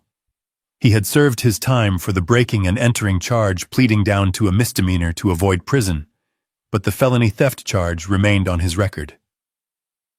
I opened his file. It contained a stack of rejection letters. Brandon had applied to banks, hedge funds, and consulting firms, relying on the Bennett name to open doors. But the Bennett name was now associated with a ruthless liquidation and a desperate burglary. No one would hire him. I saw a video of him sitting in a park eating a sandwich wrapped in wax paper. He looked older. The soft arrogance of his youth had hardened into a bitter scowl. He was wearing work boots and jeans stained with paint. He had finally found work as a day laborer on a construction crew, a job he got because they paid cash and didn't ask questions. My son, who had once complained that his office chair wasn't ergonomic enough, was now hauling sheetrock up 4 flights of stairs for $12 an hour. That evening, the 3 of them converged. They weren't meeting at a country club or a 5-star restaurant. They were meeting in the cramped living room of the small 2-bedroom apartment Catherine had managed to rent with her Walmart wages and a cosigner I didn't recognize. I tapped into the audio feed from the listening device my investigator had planted behind the radiator. The mood was grim. They were eating takeout pizza, the kind that comes in a cardboard box, grease soaking through the bottom. "This isn't working," Catherine said, her voice raspy from smoking cheap cigarettes. "I can't do the standing anymore. My veins are popping." And seeing Margaret today, she looked at me like I was the help. "I am the help," Brandon snapped. "I spent 8 hours sanding a floor today. My hands are bleeding, and the foreman called me idiot all day. I have a degree, Mom. I have a degree in philosophy." Rachel was scrolling on a cheap, prepaid phone. "Travis blocked me," she said. "He's dating a 22-year-old real estate agent. He says our annulment went through." "I have nothing, Mom. I sold the Birkin. I have 1 pair of Louboutins left and the heel is broken." They sat in silence, chewing the cardboard pizza. They were miserable. They were broken. But then the conversation shifted. It didn't shift toward remorse. It didn't shift toward self-reflection. It shifted toward strategy. "He has to be lonely," Catherine said quietly. "Think about it. He's 67 years old. He's living in some apartment in the city, all by himself. He doesn't have anyone. He spent 40 years with us. You don't just turn that off." "He hates us," Brandon said, wiping his mouth. "He put me in jail, Mom. He pressed charges. He was trying to teach you a lesson." Catherine countered, her voice gaining strength. "That's what he does. He's a teacher. He wants to be the patriarch, the wise old man who guides the wayward children. He's waiting for us to come back. He's waiting for us to beg." Rachel looked up. "You think so? You think if we apologize, he'll open the trust back up?" "I know him," Catherine said. "He's proud. But he's also sentimental. He kept every drawing you ever made, Brandon. He kept every report card. He wants his family back. He just wants to win. If we let him win, if we go there and get on our knees and tell him he was right about everything, he will crack.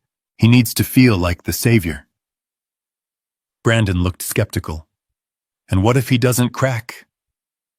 What if he just laughs at us? Then we have nothing to lose," Catherine said. "But if he does, imagine it. The house, the cars, the black card. We just have to swallow our pride for one afternoon. We go there. We cry. We tell him we miss him. We tell him we've learned the value of $1. We play the part." Rachel nodded slowly. "I can cry," she said. "I can do the prodigal daughter thing. I'll wear something modest. No makeup. And I'll tell him the construction job changed me," Brandon added. "I'll tell him I understand hard work now. He loves that grit stuff." Catherine smiled. It was a ghost of her old smile, the predator reawakening. "We go tomorrow," she said. "I found his address.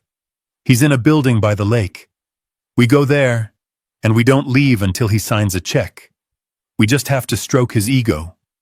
We have to make him believe we've changed." I listened to them plotting. They were constructing a script based on a version of me that no longer existed.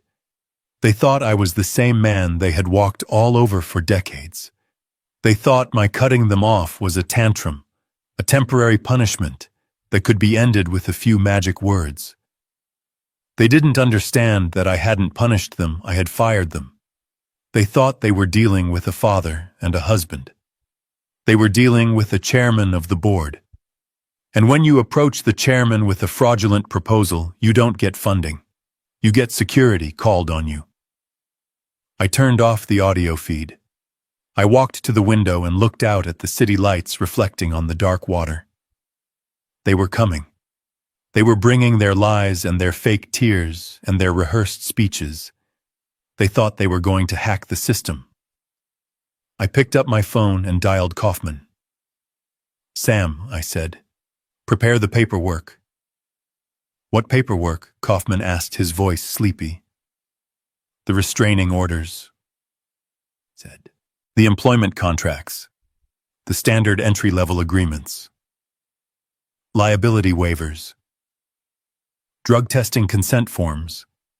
And bring 3 uniforms, sizes medium large and extra large." Kaufman paused.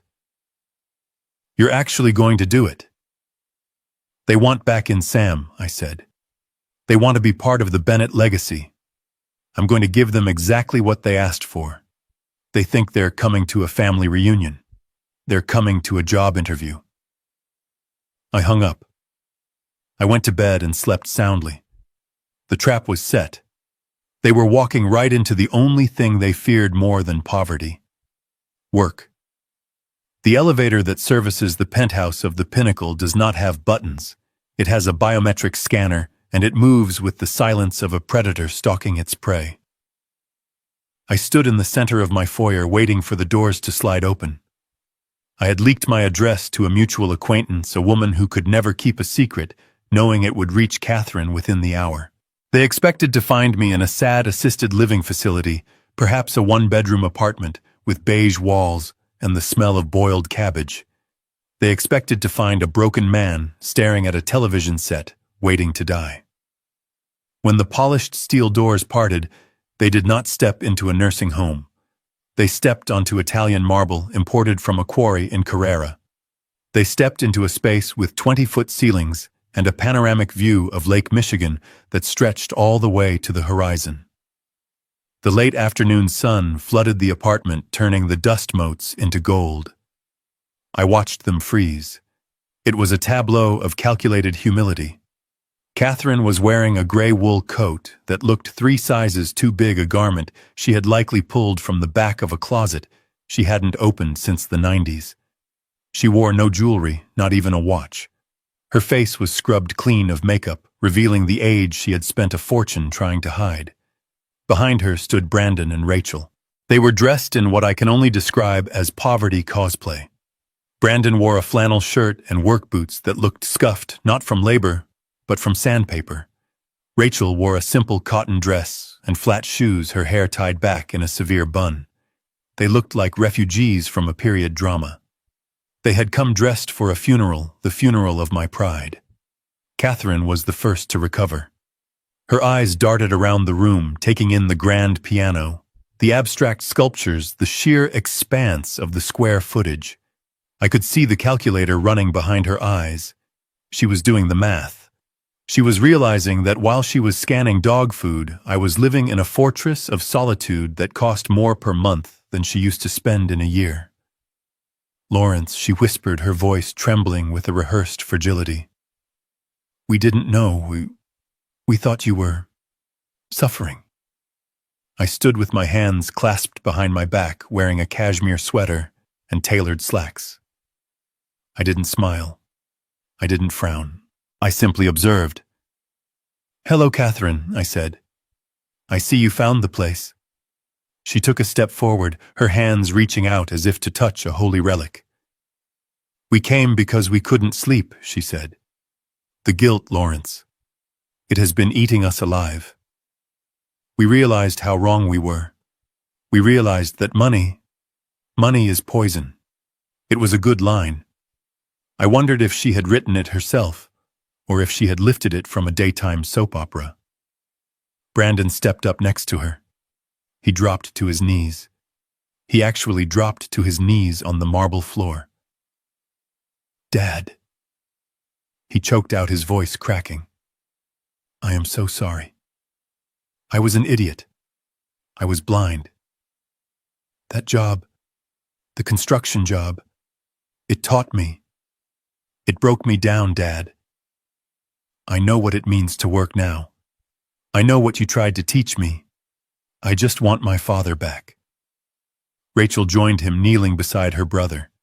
She kept her head down, playing the part of the submissive, repentant daughter. I miss you, Daddy, she sobbed. I don't care about the bags. I don't care about the followers. I just want to sit and have dinner with you again. I want us to be a family.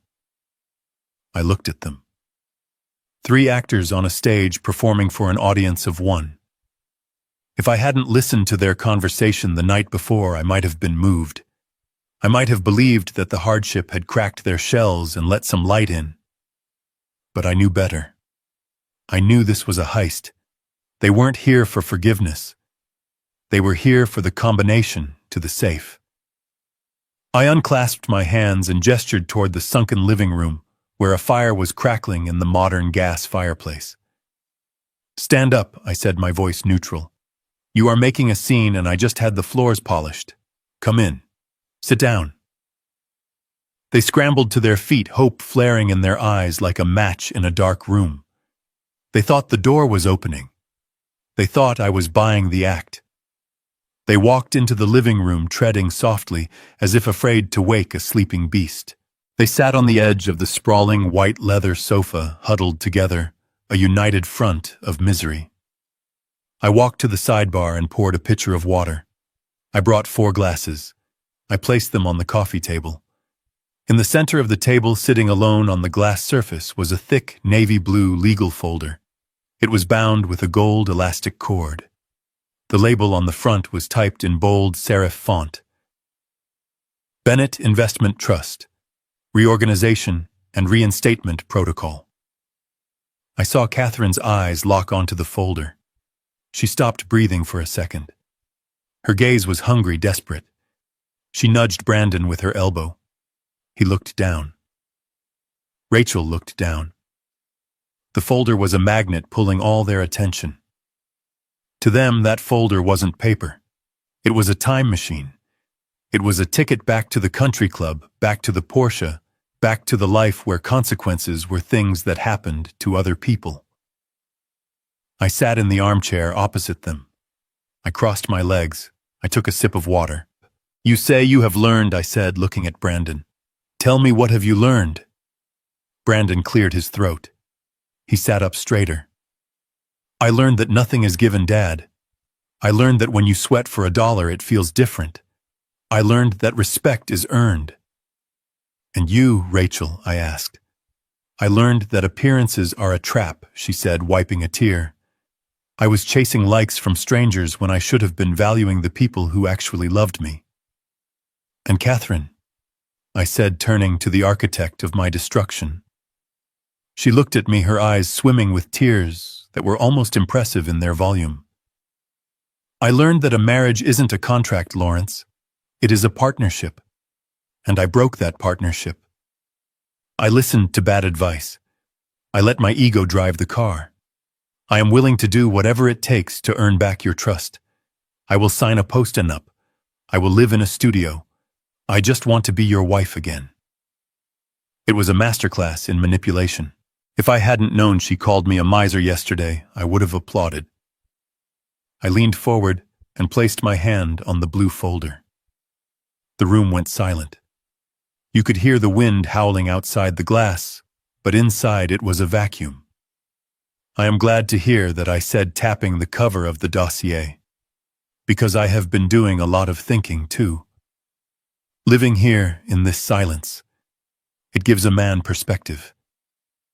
I realized that perhaps I was too harsh. Perhaps the sudden shock was too much trauma for a family to bear. Catherine let out a sob of relief. Oh, Lawrence, she breathed. I continued, my hand still resting on the folder.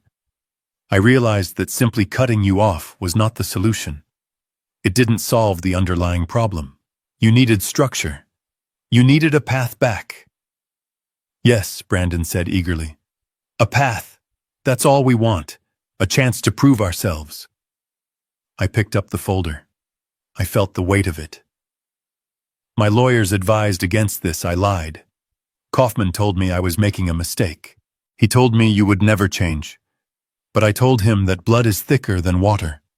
I told him that everyone deserves a second chance if they are willing to do the work. Rachel nodded vigorously. We are Daddy. We are willing to do anything. I opened the folder. Inside were 3 distinct stacks of paper, crisp and white. This document, I said, represents a new beginning. It is a reintegration plan. It outlines a way for you to be part of the Bennett legacy again. It provides financial security. It provides purpose. And most importantly, it restores the family connection. Catherine was practically vibrating. She was already mentally redecorating the penthouse. She was imagining the look on Margaret Thorne's face when she walked back into the club with a diamond bigger than the last one. I separated the stacks of paper. I slid one toward Catherine, one toward Brandon, and one toward Rachel. But I said, my voice dropping an octave, there are conditions. This is not a handout. This is an agreement. You said you wanted to earn your way back. You said you understood the value of work. Yes, yes, Catherine said, reaching for the paper. Anything, Lawrence. Then sign, I said. They didn't read it. They didn't even look at the headers. They saw the Bennett Trust logo at the top, and they grabbed the pens I had placed on the table. They signed their names with a speed that spoke of desperation. They signed the bottom of the first page. They flipped and signed the second. I watched them. I watched the greed override their caution. I watched them sign away their freedom, thinking they were signing a receipt for a winning lottery ticket. When they were finished, Catherine handed the papers back to me with a smile that was almost genuine, because she truly believed she had won. Thank you, Lawrence, she said. You won't regret this. I took the papers. I checked the signatures. They were valid, binding, irrevocable. I smiled, a cold, sharp smile that finally reached my eyes. No, Catherine, I said, standing up and closing the folder. I don't think I will. I walked to the intercom on the wall and pressed a button. Kaufman, bring the uniforms. The door to the study opened. Samuel Kaufman walked in carrying 3 bundles of gray fabric wrapped in plastic. He placed them on the coffee table next to the empty water glasses. Uniforms, Brandon asked, his smile faltering. I picked up the document Catherine had just signed. Welcome back to the company, I said. You just signed standard employment contracts for the Bennett Logistics Distribution Center. Entry level. I pointed to the pile of clothes. Brandon, you signed on as a level 1 material handler. That means loading trucks. Catherine, you are part of the sanitation and maintenance crew. Night shift. And Rachel, you are in inventory data entry in the sub-basement. No phones allowed. Catherine stood up, her face turning purple. What is this? Is this a joke? I held up the contract. Clause 1. Employment is at will, but acceptance of this position is a prerequisite for any future consideration regarding trust beneficiary status. You said you wanted to work, Catherine. You said you wanted to earn it. The pay is minimum wage, but the benefits package is excellent after 90 days. You can't be serious, she screamed. I am not a janitor. You are now, I said. Or you can leave. But if you walk out that door, you violate the contract you just signed, and the door to this family closes forever. This is the offer. Take it or leave it. They looked at the uniforms. They looked at the luxury apartment. They looked at me. They realized the trap had snapped shut. They had begged for a chance. I gave them a job. And now they had to decide how much their pride was really worth. The silence in the penthouse was broken only by the rustling of fabric as Brandon picked up the gray shirt with the name patch that read trainee. He held it like it was a contaminated object, his fingers trembling. The reality of what they had just signed was settling in heavy and suffocating. They had traded their dignity for a paycheck, but they hadn't realized the paycheck came with calluses. I watched them from my armchair, my expression unreadable. I had spent 40 years building a logistics empire from the ground up. I had started on a loading dock in 1984, sweeping floors and organizing manifests, before I ever saw a balance sheet. I knew the value of $1 because I had bled for the first 1,000. My family, however, treated money like magic. To them, it was something that appeared in an account, not something generated by labor. "You want my money," I said, my voice cutting through the room like a cold wind. "You want the Bennett lifestyle. You want the security. Fine. I am giving it to you. But you are going to get it the exact same way I did. This is the only one I earned it for 40 years. Work. You start at the bottom, minimum wage. No favors, no nepotism. If you are late, you are fired. If you steal, you are arrested. If you complain, you are gone." The elevator doors slid open with a soft chime. Megan Brandon's wife stormed in. She had been waiting in the lobby, refusing to kneel with the others, probably expecting Brandon to come down with a check. She saw the uniforms. She saw Brandon holding the work boots. She saw the tears on Rachel's face. "What is this?" Megan shrieked, her voice shrill and grating. "Where is the money, Brandon? You said he was going to reinstate the trust fund. Why are you holding a janitor's uniform?" Brandon looked at his wife. He looked tired. He looked hungry. "We have jobs, Megan," he whispered. "Dad gave us jobs. We can earn our way back." "Jobs." Megan laughed, a cruel, mocking sound that echoed off the marble walls. "You think I married you to date a warehouse loader? You think I stuck around through the eviction and the motel to watch you sweep floors? You are pathetic, Brandon. You are a loser. And your father is a psycho." She turned to me, her eyes blazing with hatred. "You can keep your minimum wage, old man. I am not a servant. I am leaving. And Brandon, if you sign that paper, don't bother coming back to the motel. We are done." She turned on her heel and marched back into the elevator. The doors closed, sealing her out of our lives. Brandon watched her go. He didn't chase her. He didn't scream. He just slumped his shoulders, the weight of his poor choices finally crushing him completely. He had lost his car, his house, his pride, and now his wife. He was stripped bare. He looked at the pen on the table. He looked at the W-4 tax form and the liability waiver for the loading dock position. His stomach growled. It was a loud, guttural sound that betrayed the reality of their situation. They hadn't eaten a real meal in 2 days. The pizza from the night before had been split 4 ways. I picked up the pen and held it out to him. "Sign, Brandon," I said softly, "or go hungry. It is a simple choice. The cafeteria at the warehouse serves hot meals. Employee discount." Brandon took the pen. His hand was shaking, but he pressed the tip to the paper. He signed. He accepted the role of material handler level 1. He accepted the hard hat and the steel-toed boots. He accepted that he was no longer a prince but a worker. Rachel was next. She looked at the data entry form. "No phones allowed on the floor," she whispered at reading the fine print. "Daddy, I can't.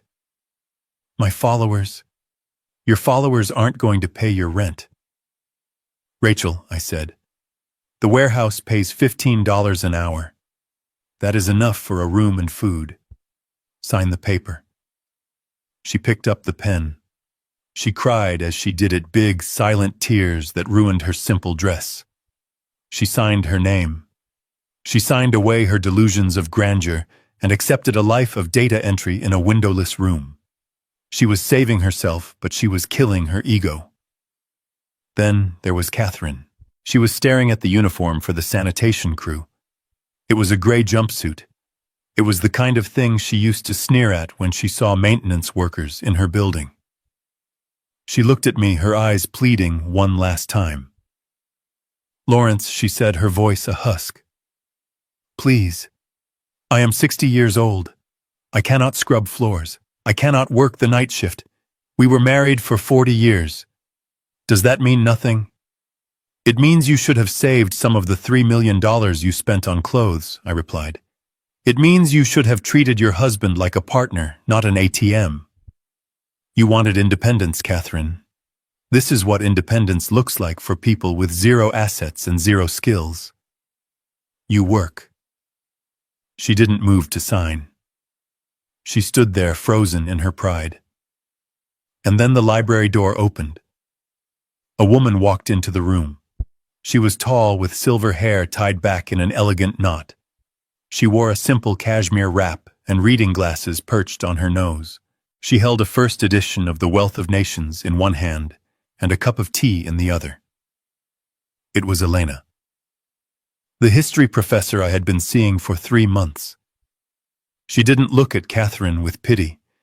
She didn't look at her with scorn. She looked at her with a calm, intellectual curiosity.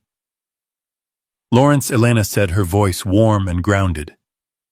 "I found that passage you were looking for, about the invisible hand of the market correcting inefficiencies." She walked over to me and placed a hand on my shoulder. It was a gesture of intimacy, of equality. She wasn't asking for money. She wasn't asking for status. She was just there, present with me. She was a woman who had her own tenure, her own pension, her own mind. She was my equal. Catherine looked at Elena. She looked at the book. She looked at the easy, respectful way Elena touched me. And in that moment, Catherine realized what she had truly lost. She hadn't just lost the house in Connecticut. She hadn't just lost the credit cards. She had lost the man. She realized that I wasn't just a checkbook. I was a person capable of connection, capable of intellectual depth, capable of being loved by someone who didn't need my money. She saw herself in the reflection of the window, old, tired, wearing ill-fitting clothes, about to become a janitor.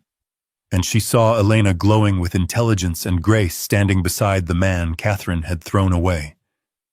The realization broke her. Her shoulders collapsed. She reached for the pen. She didn't say a word. She didn't argue. She signed the contract for the sanitation crew. She accepted her fate. I gathered the papers. I tapped them on the table to straighten the stack. "Report to the foreman at 0600 hours tomorrow," I said. "Don't be late. The bus schedule is tight." I handed them the uniforms. They took them like prisoners taking their stripes. They turned and walked toward the elevator, a procession of the defeated. Brandon clutching his boots, Rachel clutching her dress, and Catherine clutching the gray jumpsuit that was now her future. Elena watched them go. Then she turned to me and smiled. "Are you okay?" she asked. I looked at the closed elevator doors. I looked at the signed contracts. "I am fine," I said. "I just hired 3 new employees. I think they are going to work out. They have a lot of motivation." I took Elena's hand. We walked back toward the library, leaving the empty water glasses and the ghosts of my past in the foyer. The sun was setting over the lake, painting the sky in shades of purple and gold. It was the end of the day, but for me it felt like the very first morning of the rest of my life. The sunlight in Tuscany hits the grapevines differently than it does anywhere else on Earth. It is a soft golden light that seems to slow down time itself, making the afternoon stretch into an eternity of warmth and peace. I sat on the stone terrace of a villa outside of Florence, a glass of vintage Chianti in my hand, watching the wind ripple through the olive trees. Elena was sitting across from me, reading a book of Italian poetry aloud, her voice blending with the chirping of the cicadas. We had spent the morning walking through a vineyard discussing history and art, and the only decision I had to make was whether to have the pasta or the fish for dinner. For the first time in 40 years, my shoulders were not tight. The constant hum of anxiety, the background noise of managing a family that resented me, had finally gone silent. I took a sip of the wine. It tasted like earth and history. It tasted like freedom. 4,000 miles away, in the concrete belly of the Bennett Logistics Distribution Center in New Jersey, the atmosphere was very different. I opened my laptop not to work, but to check in. I had set a reminder on my calendar. 6-month review. I pulled up the live security feeds. Camera 4 showed the loading dock at 4:30 a.m. It was raining a cold, sleeting rain that turned the asphalt into a slick gray mirror. My son Brandon was there. He was wearing the gray uniform I had given him, but it was no longer crisp. It was stained with grease and sweat. He was wearing a yellow safety vest and steel-toed boots that looked heavy on his feet. He was wrestling with a pallet jack trying to move a skid of industrial auto parts that weighed 500 pounds. He was slipping. He was struggling. A foreman, a man named Miller, who had been with the company for 20 years and who took no prisoners, was standing over him holding a clipboard. I couldn't hear the audio, but I didn't need to. I saw Miller pointing at his watch. He was shouting. He was telling Brandon that the truck was leaving in 10 minutes, and if the pallet wasn't loaded, he could punch out and not come back. I watched my son's face. It was a revelation. The arrogance was gone. The sneer that used to appear whenever I asked him about his job search had been sanded away by 6 months of physical labor. He looked exhausted. He looked humbled. He gritted his teeth, dug his heels into the wet concrete, and pushed. He put his shoulder into the weight and forced the pallet up the ramp. He didn't complain. He didn't call his mother. He just worked. I switched the feed. Camera 9, the sub-basement. This was the archive division, a windowless room illuminated by the buzz of fluorescent tube lights. It was a place where time went to die. Rachel was sitting at a small metal desk surrounded by stacks of shipping manifests from the 1990s. Her job was to digitize them. Data entry, keystroke by keystroke. She wasn't wearing makeup. Her hair was pulled back in a practical ponytail. She wasn't looking at a phone because phones were strictly prohibited in the secure archive. She was staring at a monitor, her fingers flying across the number pad.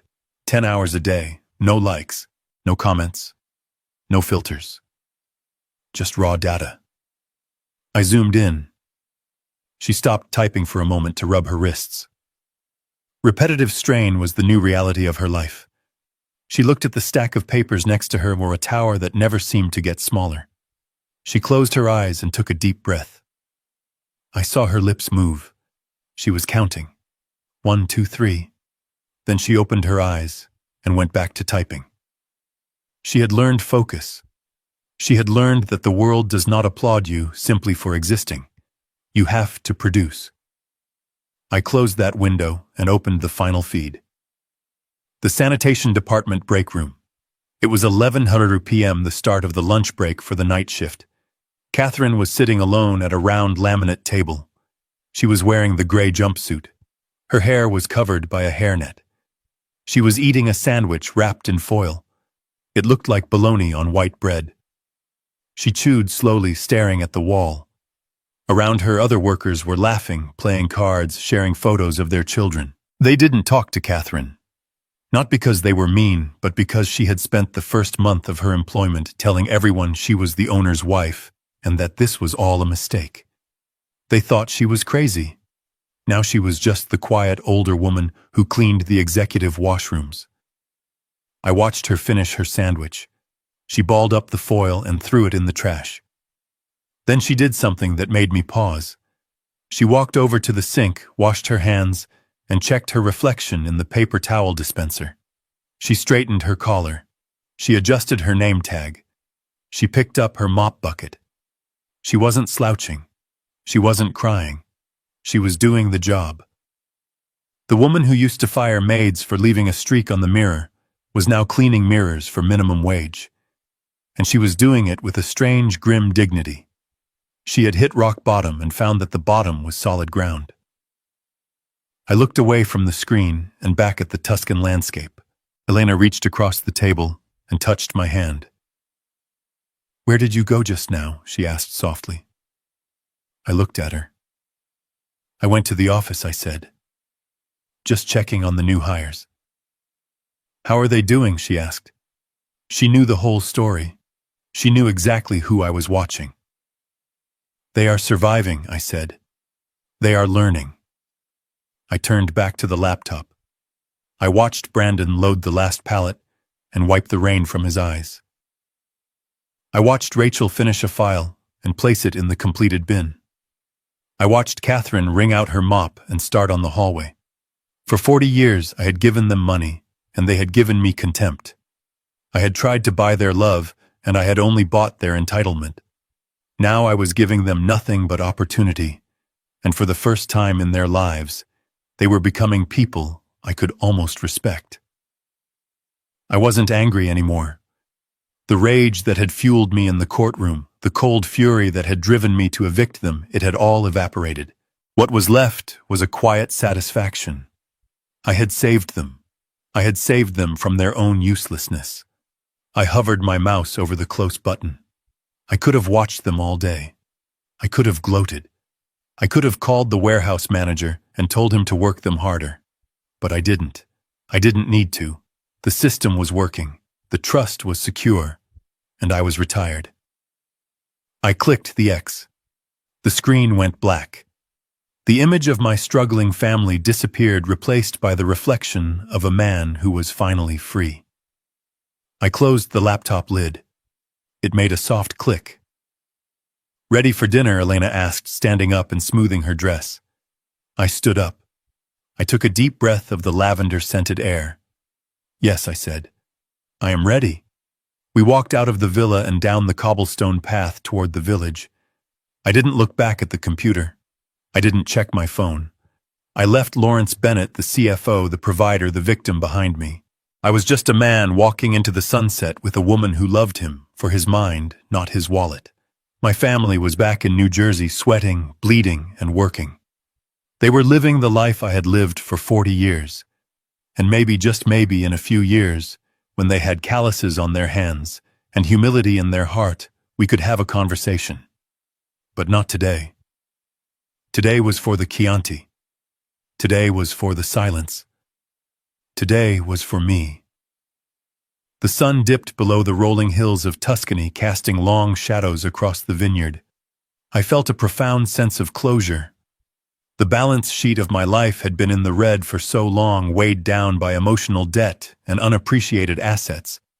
But as I walked hand in hand with Elena, I realized that for the first time the ledger was balanced. The debts were paid. The assets were performing. And the bottom line was finally undeniably black. I thought about Brandon on that dock. I wondered if he knew that the pallet jack he was using was the same model I had used in 1984. I wondered if Rachel knew that the data she was entering was the history of the empire that fed her. I wondered if Catherine knew that the floor she was mopping was the foundation of the life she had squandered.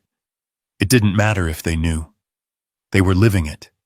They were finally participating in the Bennett legacy, not as parasites, but as contributors. I had given them the greatest gift a father could give. I had given them the privilege of struggle. I stopped at the edge of the path and looked up at the first stars appearing in the twilight. I raised an imaginary glass to the west, toward New Jersey, toward the warehouse. "Keep working," I whispered to the wind. "You have a lot of catching up to do."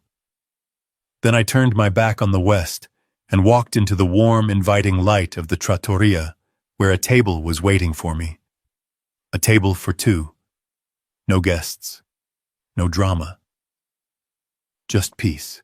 The apocalypse I had triggered 6 months ago had burned down the forest, but now looking at my life, I could see the green shoots of something new growing in the ashes. I had destroyed my family to save them. And in doing so, I had saved myself. I sat at the antique oak desk in the study of the villa, the late afternoon light spilling across the leather surface of my journal. I uncapped my fountain pen, the same black resin Mont Blanc I had used to sign the divorce papers 6 months ago. It felt different in my hand now. Lighter. Or perhaps it was just that my hand was no longer burdened by the tremor of suppressed rage. I watched the ink flow onto the cream-colored paper. For 40 years, I had written ledgers. I had written balance sheets and profit and loss statements. I had documented the rise of a logistics empire in columns of red and black. But tonight, I was writing something different. I was writing the epilogue to a tragedy I had personally engineered. They thought I was a relic. I wrote the words slowly, watching them form. That was their fatal error. Catherine looked at my gray hair and my sensible suits, and she saw a man who was finished. She saw a resource to be mined until it was empty. She forgot the fundamental rule of creation. The architect who designs the fortress knows exactly where the structural weaknesses are. He knows which pillar holds the roof, and he knows exactly how to pull it down to bring the whole thing crashing into dust. I paused, looking out the window at the rolling hills of Tuscany. The silence was absolute. No screaming, no demands for credit cards, no complaints about the quality of the caviar, just the wind and the birds. I continued writing. They called me cruel. They called me a monster for enforcing the contracts they signed. But is a surgeon cruel when he amputates a gangrenous limb to save the patient? My family was sick. They were infected with a rot called entitlement. It had eaten away their ambition, their kindness, and their humanity. I didn't destroy them to hurt them. I destroyed their lifestyle to save their souls, and if saving them meant I had to become the villain in their story, then I accept that role. I will wear the black hat if it means they finally learn how to tie their own shoes. I thought about Brandon struggling with the pallet jack. I thought about Rachel rubbing her tired wrists. I thought about Catherine looking at her reflection in the paper towel dispenser. They were miserable, yes, but they were real. For the first time in their lives, they were existing in the physical world, not a fantasy funded by my labor. I am not retired. I wrote, underlining the words. That is the greatest lie I told them. A man like me never retires. We just change projects. My previous project was the maintenance of a parasitic family unit. That project was a failure. It had a negative return on investment. So I liquidated it. I closed the division. I fired the staff. My new project is my own life.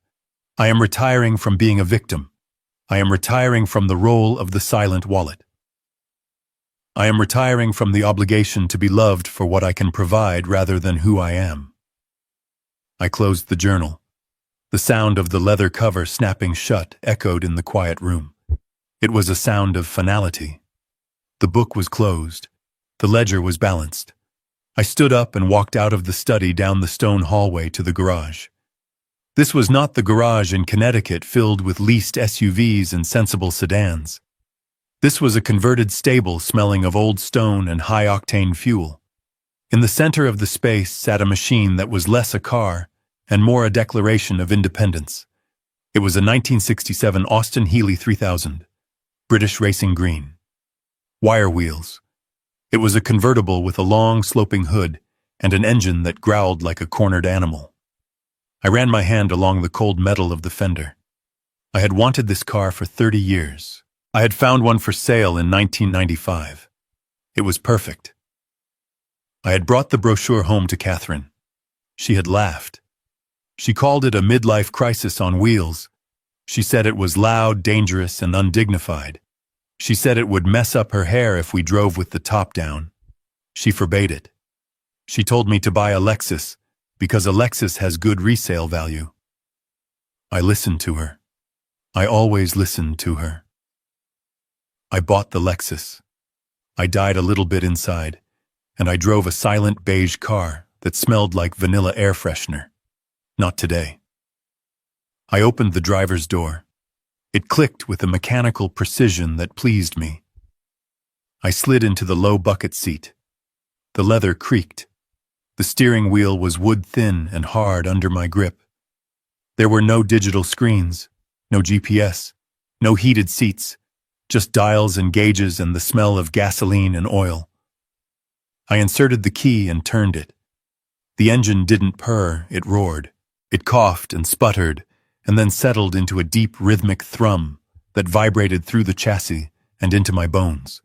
It was a raw, visceral sound. It was the sound of a machine that demanded attention. Elena appeared in the doorway of the garage. She was wearing a silk scarf around her hair and big dark sunglasses. She looked like a movie star from a bygone era. She didn't ask if it was safe. She didn't complain about the noise. She smiled a wild, reckless smile and opened the passenger door. "Where are we going?" she asked, shouting over the engine. "I don't know," I shouted back. "Does it matter?" She laughed and shook her head. "No, Lawrence. It doesn't matter at all." I put the car in gear.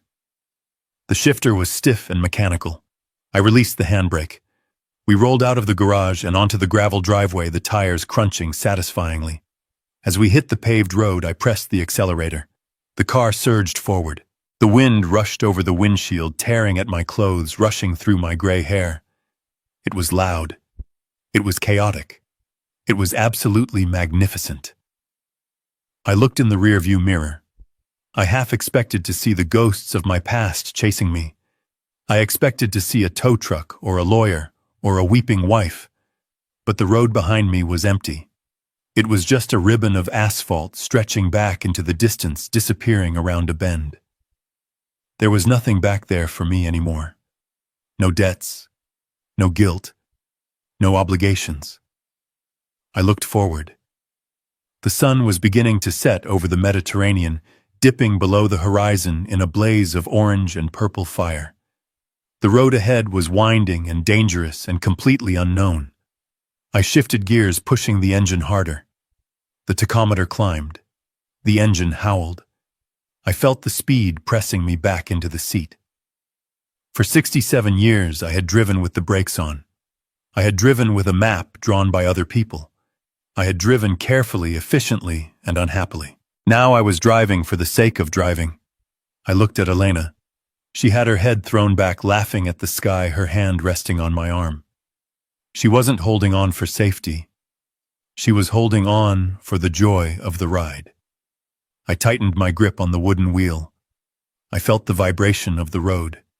I felt the power of the engine. I felt alive in a way I hadn't felt since I was 20 years old. They thought they could break me. They thought they could strip me down and leave me for scrap. They didn't realize that under the suit, under the title, under the checkbook, I was made of iron. I drove into the sunset, the engine singing a song of redemption. The Bennett empire was safe. The lessons were being learned in a warehouse in New Jersey.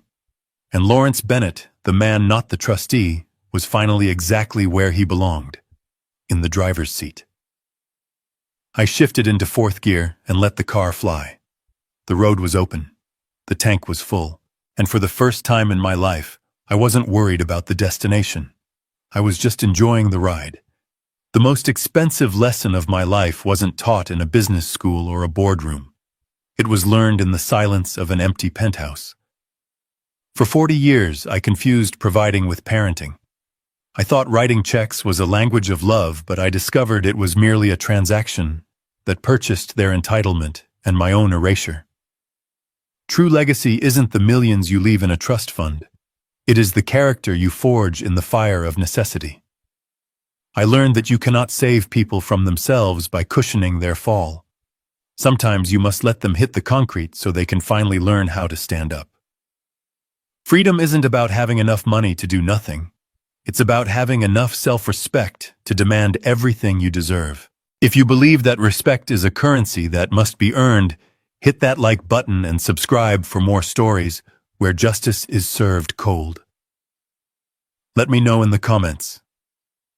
Would you have hired them back, or would you have left them at the motel?